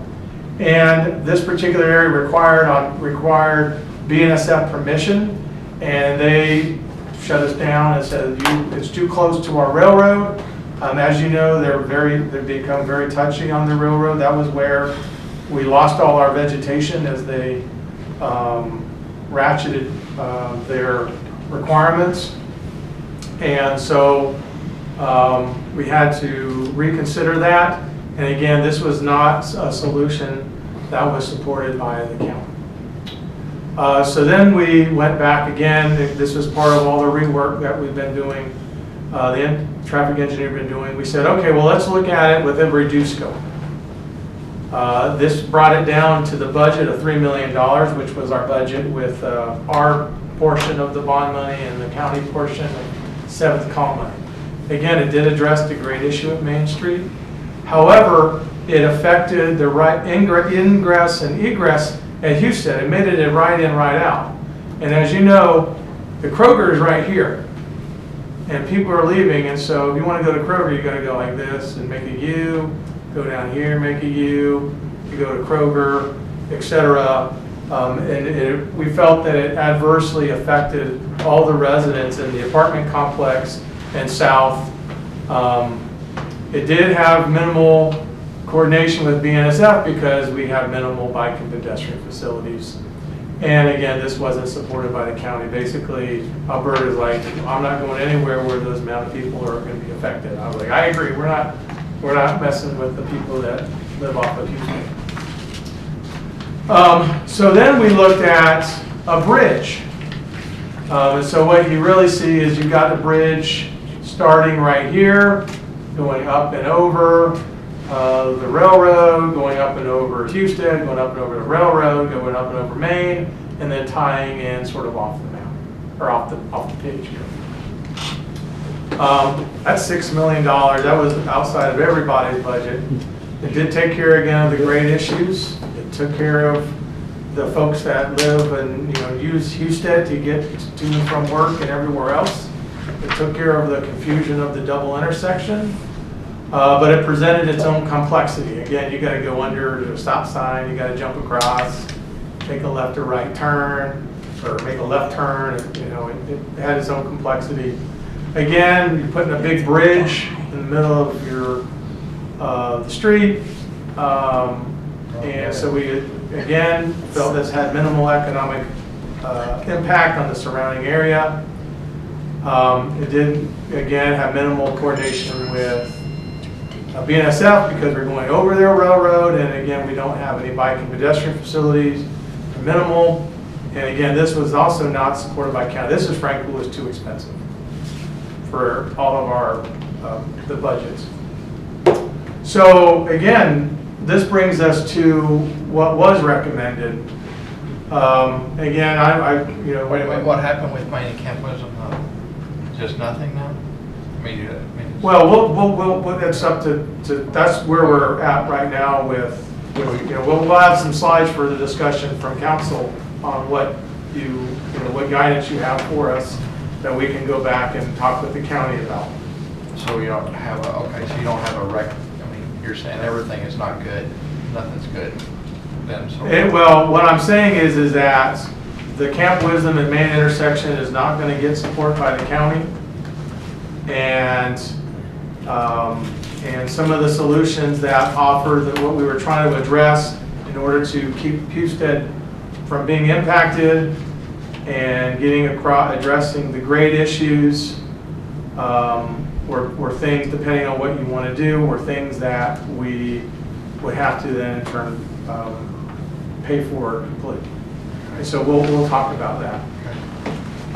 What we talked about with this in general, when we started this project, we asked them to look at, again, Maine at Camp Wisdom, Maine at Davis, and Maine at Center, because Center is also a problem. We have Center Street, Santa Fe, and Maine all coming together, and I do get a lot of calls about, is there any way that you can work on the timing of this intersection? And we're like, look, this is a 5-way intersection. We've optimized it to the best of our abilities. And so we always said, let's look at the whole corridor. And so when they presented this to us in December, we said, oh, well, that's very interesting. And I'll blow this up a little bit more, but basically what the engineers came back with was a roundabout at Center at Main, and then upgrading an intersection at Main and Nance, which was again why they did the change work. So again, I wanted to blow this up a little bit more for y'all. This cost here is $3 million. Again, it deviates from the original concept presented during the bond election.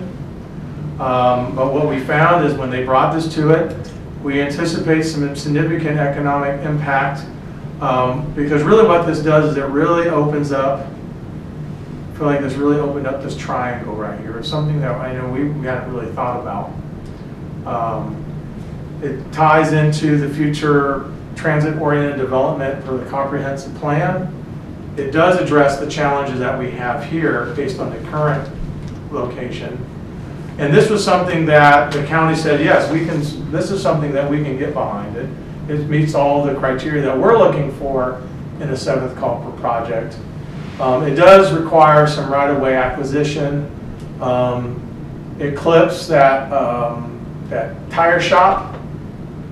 And I think it might clip a little bit of Clipping like taking someone's property? Yes. Can you take the property? Okay. So what this, again, just for your, what this is talking about, in case it's sort of, I don't know how well you're seeing this, but you come in from, as you're coming down Center, either way, you hit the roundabout to go south or north on Main and vice versa. It takes out that little piece of road there at the Veterans Memorial Park, but it does make that a little bit bigger as well because that gives us more land. It ties it together there. It deadheads Santa Fe, but with this rerouting, there's some opportunity for some other things that we can do along there in terms of boulevards for pedestrians and things like that. And then it moves us down to the intersection down here at Nance. And again, this is the library. So that was the concept that they proposed as well. Again, to be transparent, we asked them to look at all of the locations. This was always something we asked them to look at. What we found in the process was some of the more challenges at Camp Wisdom, and that's why we're bringing this up for your consideration and your input tonight on what we want to do as a city. Who are you using to talk to? What company? So we worked with Dallas County. Yeah, but don't you have an engineering? Yes, and so we brought in IEA and Burgess and Niples. And these were the engineers that were selected by the counties, the county. So these guys, I don't know about. I would suggest if the city, and I can't think of her name now, I'm tired, but the engineer from Spain. Criado. She is very creative with limited space. So we do have Criado as part of our suite of engineers within the city. We had her look at like 20 in Cockrell Hill, and TxDOT kept saying, you can't. She did it. Well, we share between them all, and Criado was one. Again, this was a contract that was let by county using their pool. Coincidentally, IEA and Burgess and Niples are also part of the city's pool. When we did our internal selection of engineering firms, IEA and Burgess and Niples were also engineering consultants that we selected, as well as Criado, Dunaway. But did she look at this? She did not look at this because this was not a project that she was contracted to do. When you have tough stuff, I would ask her. So what about the walkability of that? It looks like you was totally concentrated on the car. It doesn't look like to me. Well, it doesn't. it doesn't. The main reason why It looks we're like it's looking all at, about moving traffic. It's not about creating a quality experience downtown. what we're looking at right now is, yes, there would still be bike lanes and corridor down here. Again, what we're asking for tonight is what you're thinking, because right now, we're still in the middle of developing this as part of that extension down to Nance. So this still is just very conceptual right now. But it does contemplate bike and pedestrian down here. It opens this whole area here for bike and pedestrian. We still have the entire corridor that is also part of this study that we're also looking at.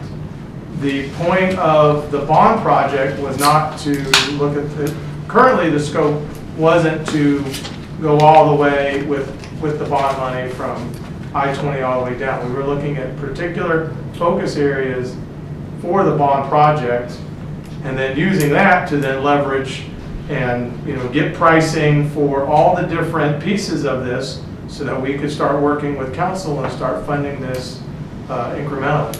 But you're saying this is the only one that TxDOT approved? No. Or said that would qualify for a This is the grant? one that Dallas County said that they support. Yeah. But And by support, that means that they would put funding into it. They would do the Which was matching always funds. part of the discussion about the bond project was that the county would participate.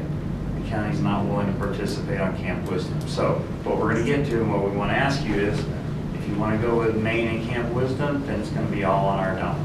And you saw the cost figure. So maybe we can just go to that one, but that's the input we need from y'all. Where do you wanna concentrate the bond money from? And it was that they didn't like the ideas that you presented, or they just flat said no to? What they basically said was, one is two of the options were beyond the budget. Right? Okay, so the full at grade, out of budget.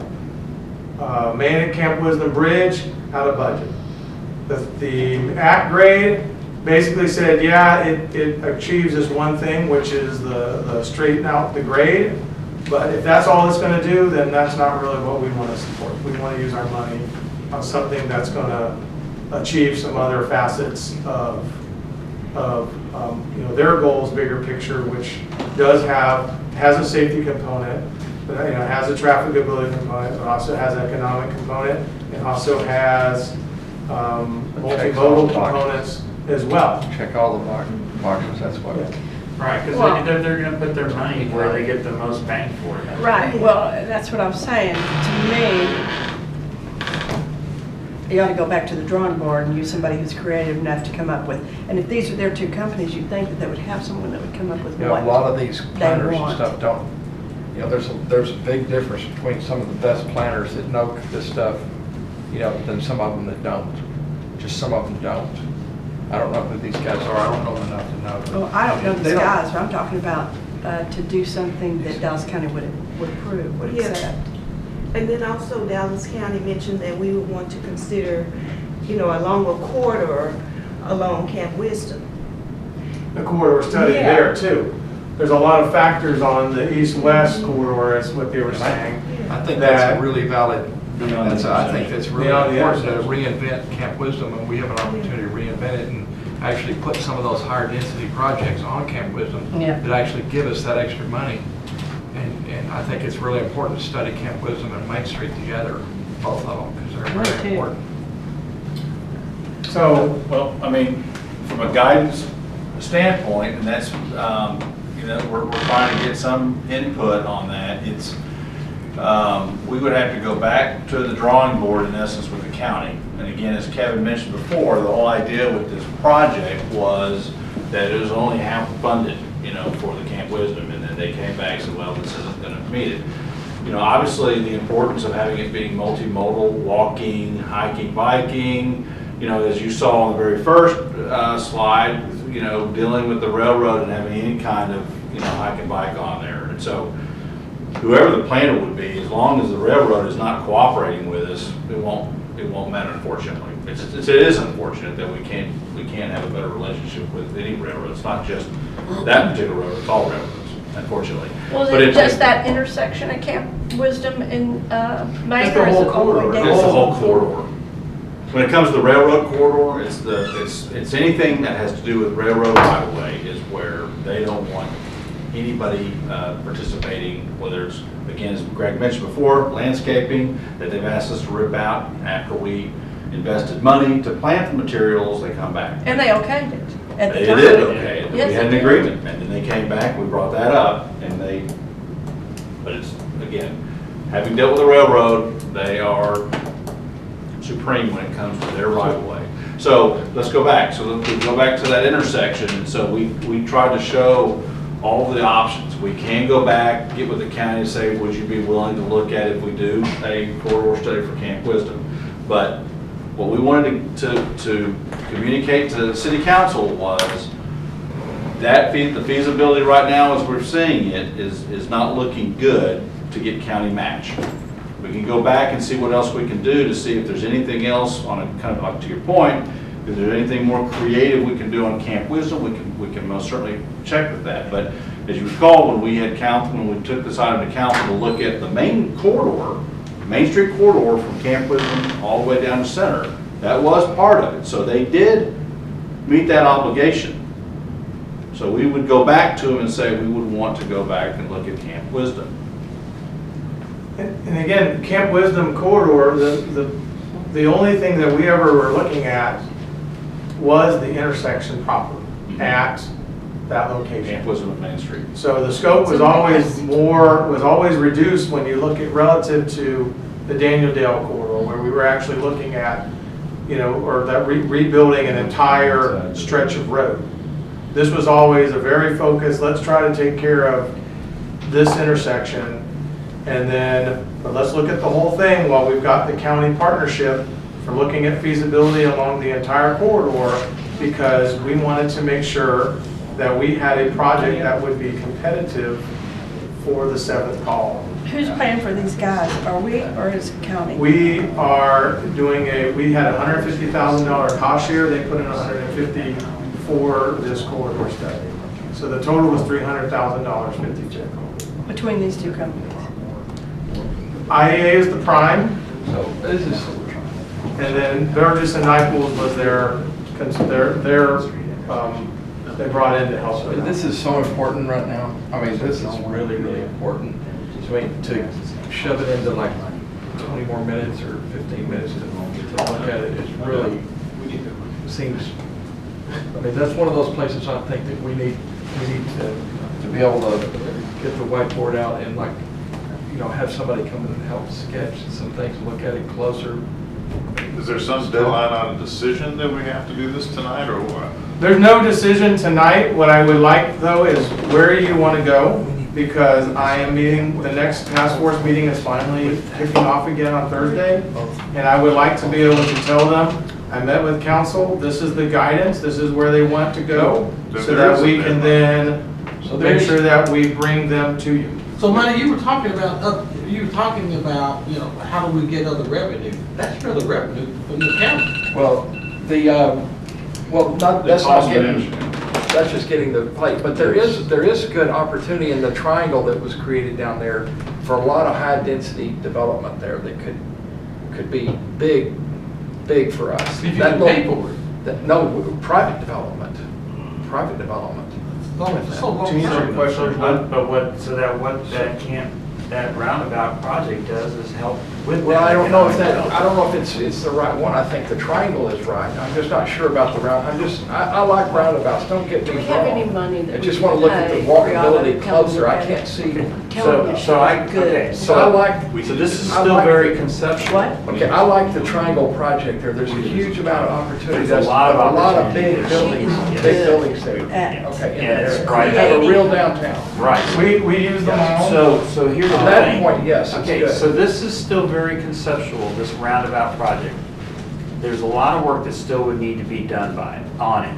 And that would be your opportunity to provide more input and say, well, we want to see more pedestrian, we want to see more bicycle paths.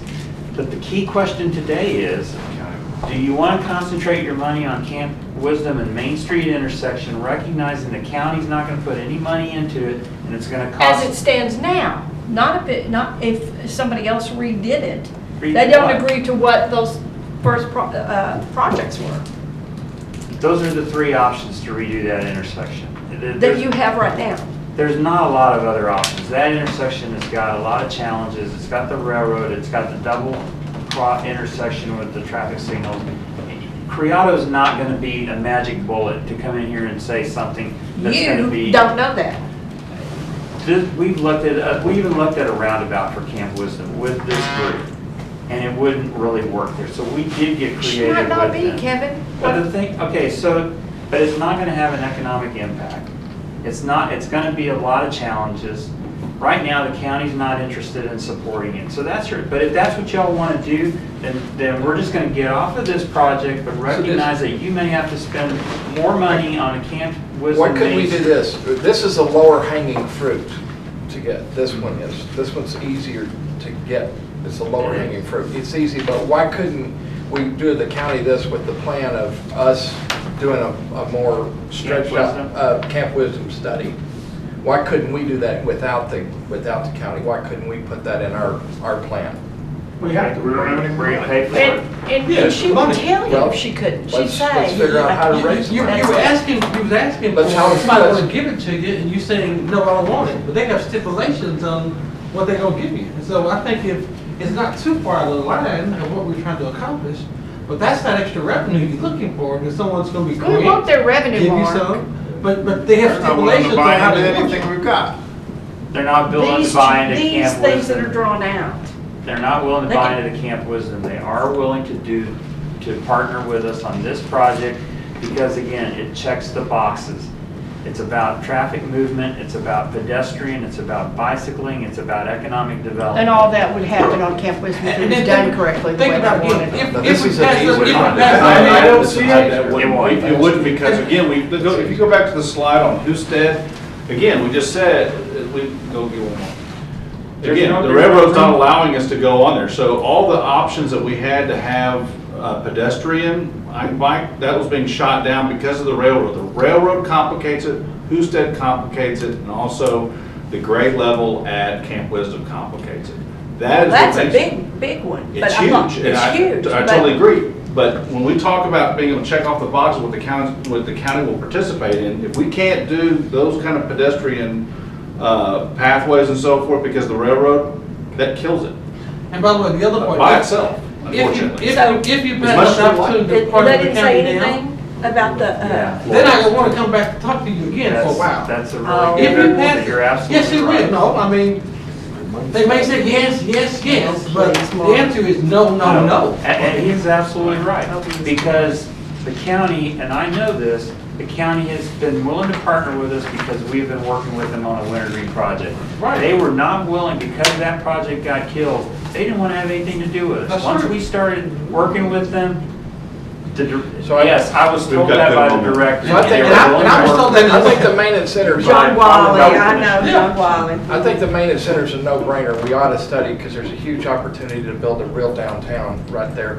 But I would just like to see it, I'm not saying tonight, but I'd like to see us with the long-range plan too, to be able to study Camp Wisdom. If you want us to look at one day. Camp Wisdom as a longer term, then we can look at some cost and come back to you with what that cost would be.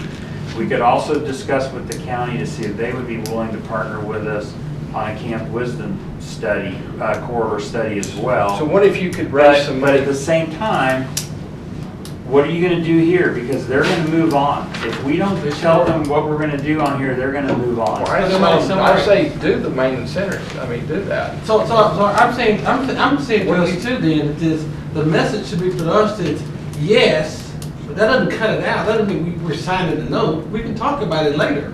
We have to say yes in order to keep a project going on the table. If we send the wrong message back, they're gonna move to the solar City Hill and spend their money somewhere else.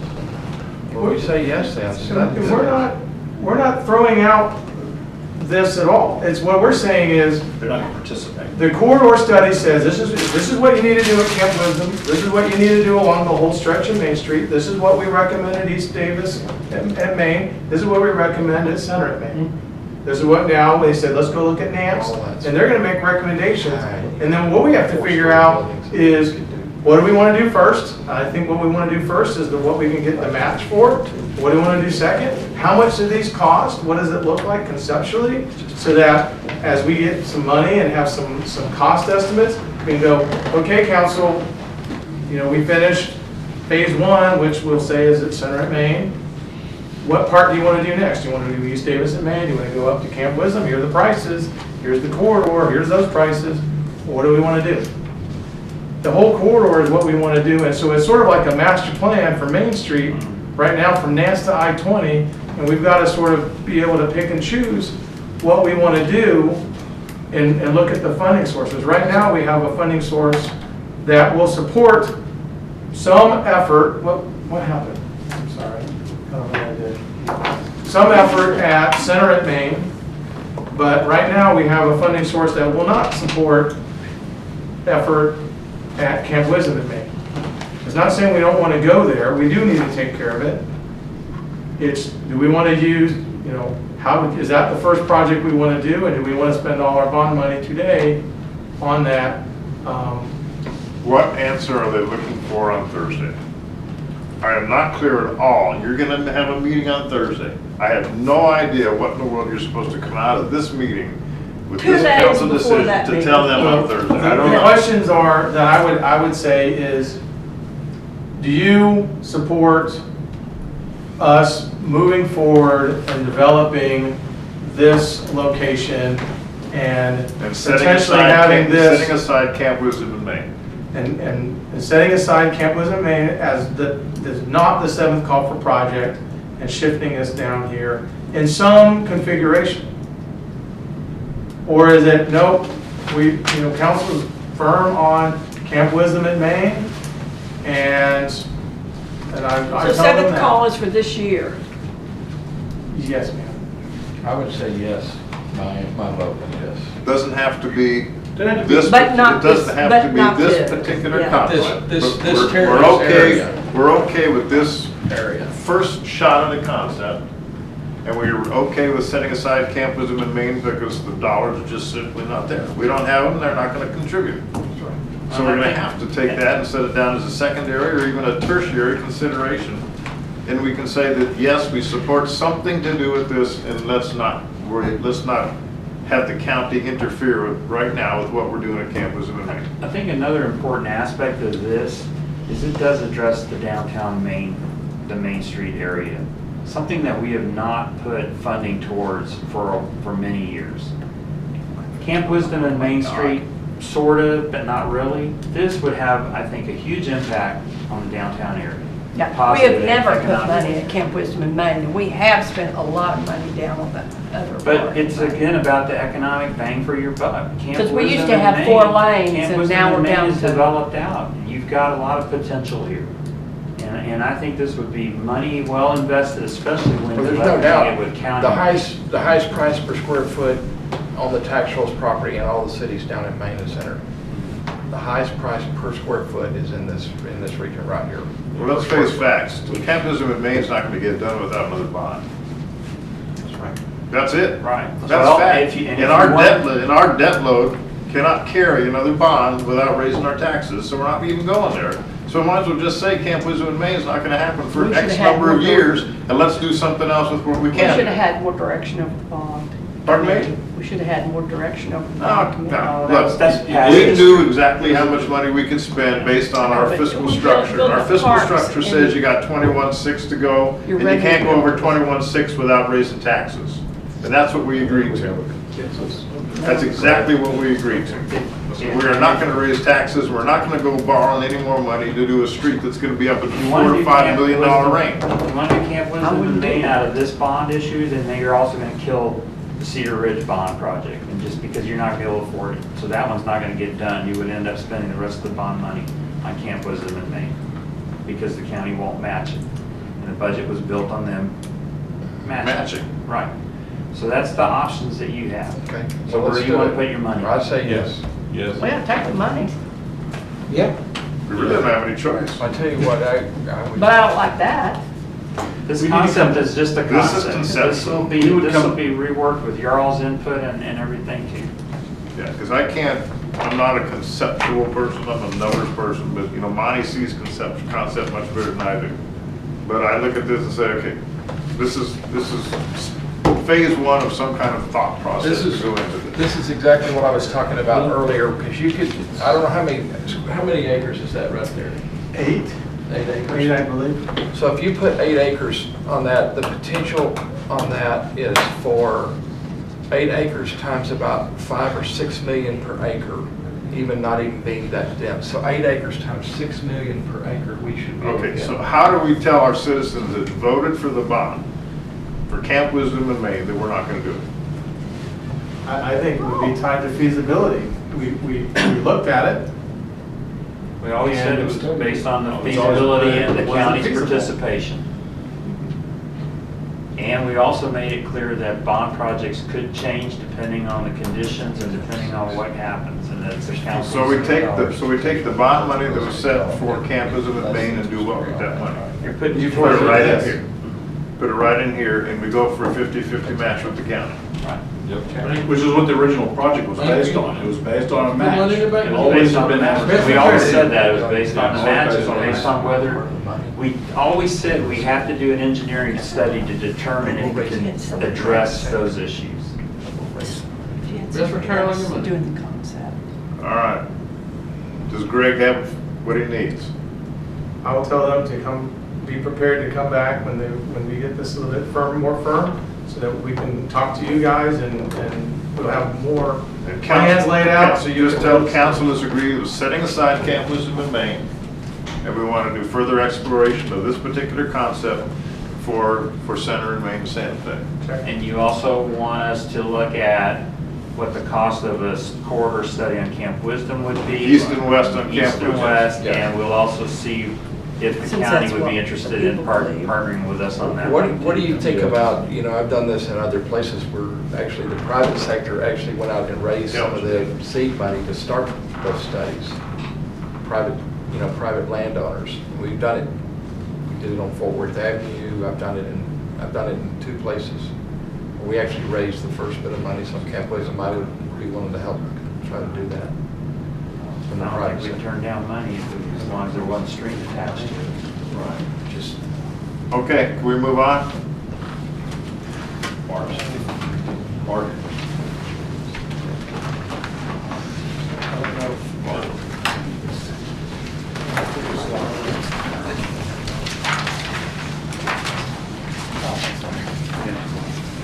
The primary focus of the presentation will be this map, so it's kind of hard to read on the, it's kind of hard to read the presentation, so we could use, print you a copy and go from there. So this is something you've seen before, as you recall. The council had a joint meeting with the park board back in February, and Beth Farrell presented to you guys the concept of this shared lane bike trail program that the park board is supporting and would like to move forward with. After the February joint meeting, at the March meeting, the park board came back and formally made a recommendation to the council to support this proposal. And then COVID-19 hit, and your agendas got reduced to essential items only for the most part. So we've kind of been sitting on this for a couple of months, waiting for the right time, and we believe now is the right time. We want to kind of reintroduce it to you and then answer any questions you might have, because this will be coming back before you on a July agenda for your formal approval. That pretty much sums up that slide there. So it's the same thing we've already. it's pretty much seen. It's just make sure that During the joint meeting. so. As you can, We didn't agree to hers, we agreed to. Yeah, we did. I think so. I think you did. Yeah, we did. She presented it, that's what we agreed to. So this is what she presented to you guys, and I just kind of went in and highlighted so you get a little easier to see for you on the page in front of you. The pink north-south line is the Hill City existing shared use lane. And then I've highlighted in yellow what is proposed by the park board. It's bordered on the north by Middale, on the west by Greenstone, the south is Daniel Dale, and of course the east is Santa Fe. coming up to Center and back to Lakeside Park. This connects up to our. I do want to add that, yes, with that, we are aware that as part of, Temporary. correct, you guys have already made a recommendation, with working with Greg in Public Works, for the bike lanes on Daniel Dale, and just as a reminder, we've submitted 2 different grants for that full project. Greg talked to you guys a couple of meetings ago about the build grant, and we've also submitted a grant to COG, that you will formally, hopefully, make a approve a resolution at your meeting next Tuesday for another grant for the same project to put in the full reduced lanes, separated, dedicated bike lanes, not shared lanes, but dedicated bike lanes for Danville. So that's on the table as well. That'll be a longer term project. This is something we can get done this summer, and so we're excited about that. All of Yes. this? This is something yellow, yes. The whole? Because again, it'll be a shared use lane, so really it's just thermoplastic markings on the pavements and signage to provide safety for both the riders as well as a warning for the drivers who are driving in the area. Signage and markings, it's Yeah. not all this. Yeah, it's not, Fifty-fifty that we It felt is. like millions that we felt like. It's incremental. Yeah. It's a it's test. getting started. That's what the park board and council Better. talked about in February, It's is better let's than do a poke something, in the let's get eye. started, and so that's what we're doing. But, So I would like to add one of the questions to that for the council to consider is that on Copper Hill, from 67 up to we get to the just past Harrington Park, of course, is Duncanville. And just without adding any other cost other than the signage, is to consider some signs that said shared lanes on Copper Hill as well. And you say, why do I ask that? Because I know that DeSoto will eventually tie into that Copper Hill corridor as well with shared lanes. Not talking any paint, just saying cars will see that it's shared lanes as well. You just put the signs up and the bike logos on the. Yes, yes. So it'll just be shared lanes. So the cost would only be a signage just saying shared lane. Richardson has the very same thing. And actually, I took pictures and showed it to Kevin the other day. It really still attracts people to it. But the part I like about Copper Hill, it ties in, it can tie in Dallas, it tie in DeSoto, and it can eventually tie into Cedar Hill. But all it says is shared lane. So there's no other painting to the ground other than the signs. You're asking us to consider something we don't know any money about. Any money about? Yeah. Kevin signs or He's talking gonna about pay for 4 signs? Yeah, well, I don't remember. I mean, it would be, I think what he's talking about is very similar to what. That's right. I know what he's talking about, but He's he's a asking private us to sponsor. consider something without knowing what it's gonna cost. he's a private sponsor. He said he was gonna do it. His district. It's District 4 signage. So we're talking about signs. So I'm sure Bart can come, Kevin can Yeah, come we'll back. come back to you, because this will come back to you on your Okay, agenda. so, In July. the point is, we're off point. You brought No, up we're not off some, point. It's the we same are thing. off No, point we're not off because point, we're Barry. considering this. You go, Barry. We're considering this. It is not So off we go point. with It this, is still and talking at about another bike meeting, you lanes. come back and talk about what you want to No, talk it's about. still talking Because we're about gonna have bike money in another point. It We is don't still know talk- it now. It is still talking about bike lanes. You always talk about the off point when you want to rush through it. It's still talking about bike lanes. Excuse me, Mr. Cooks. Yes. We are moving on. Thank you. Well, no, I'm still asking. They will bring back a concept to us with money in terms of what you want to do. Well, that's what I'm asking, so you don't That's just. what I said we're you don't going to just do. tell me to move Okay, on. let's Well, move I'm on, discussing folks. it So with this you. is approved. Thank you very much for moving on. That's not approved because we're not voting on it. Mark, what do you got? I'm done. Thank you. This was an update, right? It's just a it's a preliminary look, because Just it's a coming reminder, back to and you answer for any questions you might have, because approval it's been in several July. months. Approval in July. Approval When in we do July. the budget. Pardon? No, When we not do with the the budget. budget. Not with the budget, this will be with, this is with bond funds. Okay, so when we come back in July, this gentleman right here is gonna have what you want, and it's gonna give us some money to talk about. That's all I'm asking, Richard, you just That's push what it you away. got. Thank you very much. That's all I'm asking, you just push it away. Yeah. Easy bond funds for this project. This is all bond funds. Yeah, for Bond Copper funds. Hill. Well, we can only You bond could ask funds. John Locke for some money. Mayor and council, so the last discussion item tonight is about public improvement districts. And I don't think it'll take very long to get through it, but if you guys don't want to get through it, do it. There's nothing urgent about it. We can bring this back later on in a briefing session to discuss. Something Councilman Cooks has brought up when I was talking earlier about other potential tools for revenue sources, this is another tool. And so what we were going to do was just give you an overview of what public improvement districts are, how they work, and see if it's something that y'all want to look at or entertain the idea of or not. But if you don't want to do it tonight, there's no rush to have to do it tonight. So I'll just defer to you all at this point. The purpose is to, what? Just educate us on what a pit is. Educate you on what a pit is, and if you think it's something that, you'll entertain, and I think Councilman Cooks probably would add that he's had some discussions with some neighborhoods about this idea. I want to Yes, it's just quality of life for our neighborhoods. Is there a recommendation on where the pit would be? No.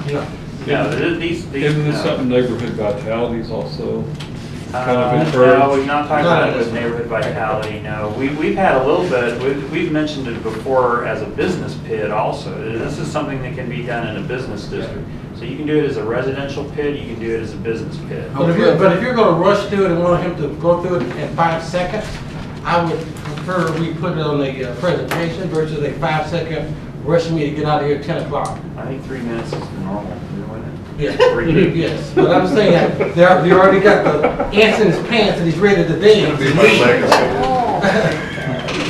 What did he do? He posed 3 minutes. Can I say something about a pit? I created one, so a 130-acre one, so I know about. I'm telling you, pits create good. It's the best maintenance tool. It's the best. You control your own destiny. I love them. I think that if you can get them done, I always wanted. I think I talked to you, Kevin, once about the downtown. I thought we ought to have our own pit for trash cans and other things. We got dumpsters, around. You can organize and mow and keep clean, and I think neighborhoods and pits always look better. Every time I've ever seen a neighborhood that's got a pit, it always looks better. It doesn't cost the city anything. All right, let's who's making stop the for a minute 3-minute here. presentation? Let's stop for a minute here. Question is, do you want to do this now, or do you want to do it later? Let's not talk about it. Do it later. My answer to that, if you're going to rush through those 3 minutes, I'll wait till later. Look, I'm asking for some consensus here. Okay, all right. Don't talk to me. No, I can Tell me talk what to you, you would Barry. I can prefer. talk to you, sir. I can Tell talk me to what you would prefer. You want to do it now or later? I just gave you my preference. My preference is if you're gonna feel like you want to rush through it, I'll wait till later. No. Tell me That's what my you want to comment. do. That's my What do comment. you want to do? I'll wait till later. So that's an abstention. That's not Then an abstention, later. sir. I'll say I'll wait till later to put it on the. Later. I'm tired, yes. You're I'll wait not. till later. I'd like to look I over would it. too, that's right. Yeah, if we're gonna, I don't want to rush through it either. I want to do some research. I don't want to rush through it either. So we're going to do it I saw later. something, put a link on. Some other time. We'll bring it back at Oh, like a phone stuff. a later meeting. Yeah. It'll be in July probably. You had to wait all night, Jessica, for that. Jessica's Paul will bring it back at a later And date. believe me, I'll be asking for the later meeting. That was bad to do to Jessica later all night long. We are done. That was it. We are done. Timestamp is 9:55. Thank you.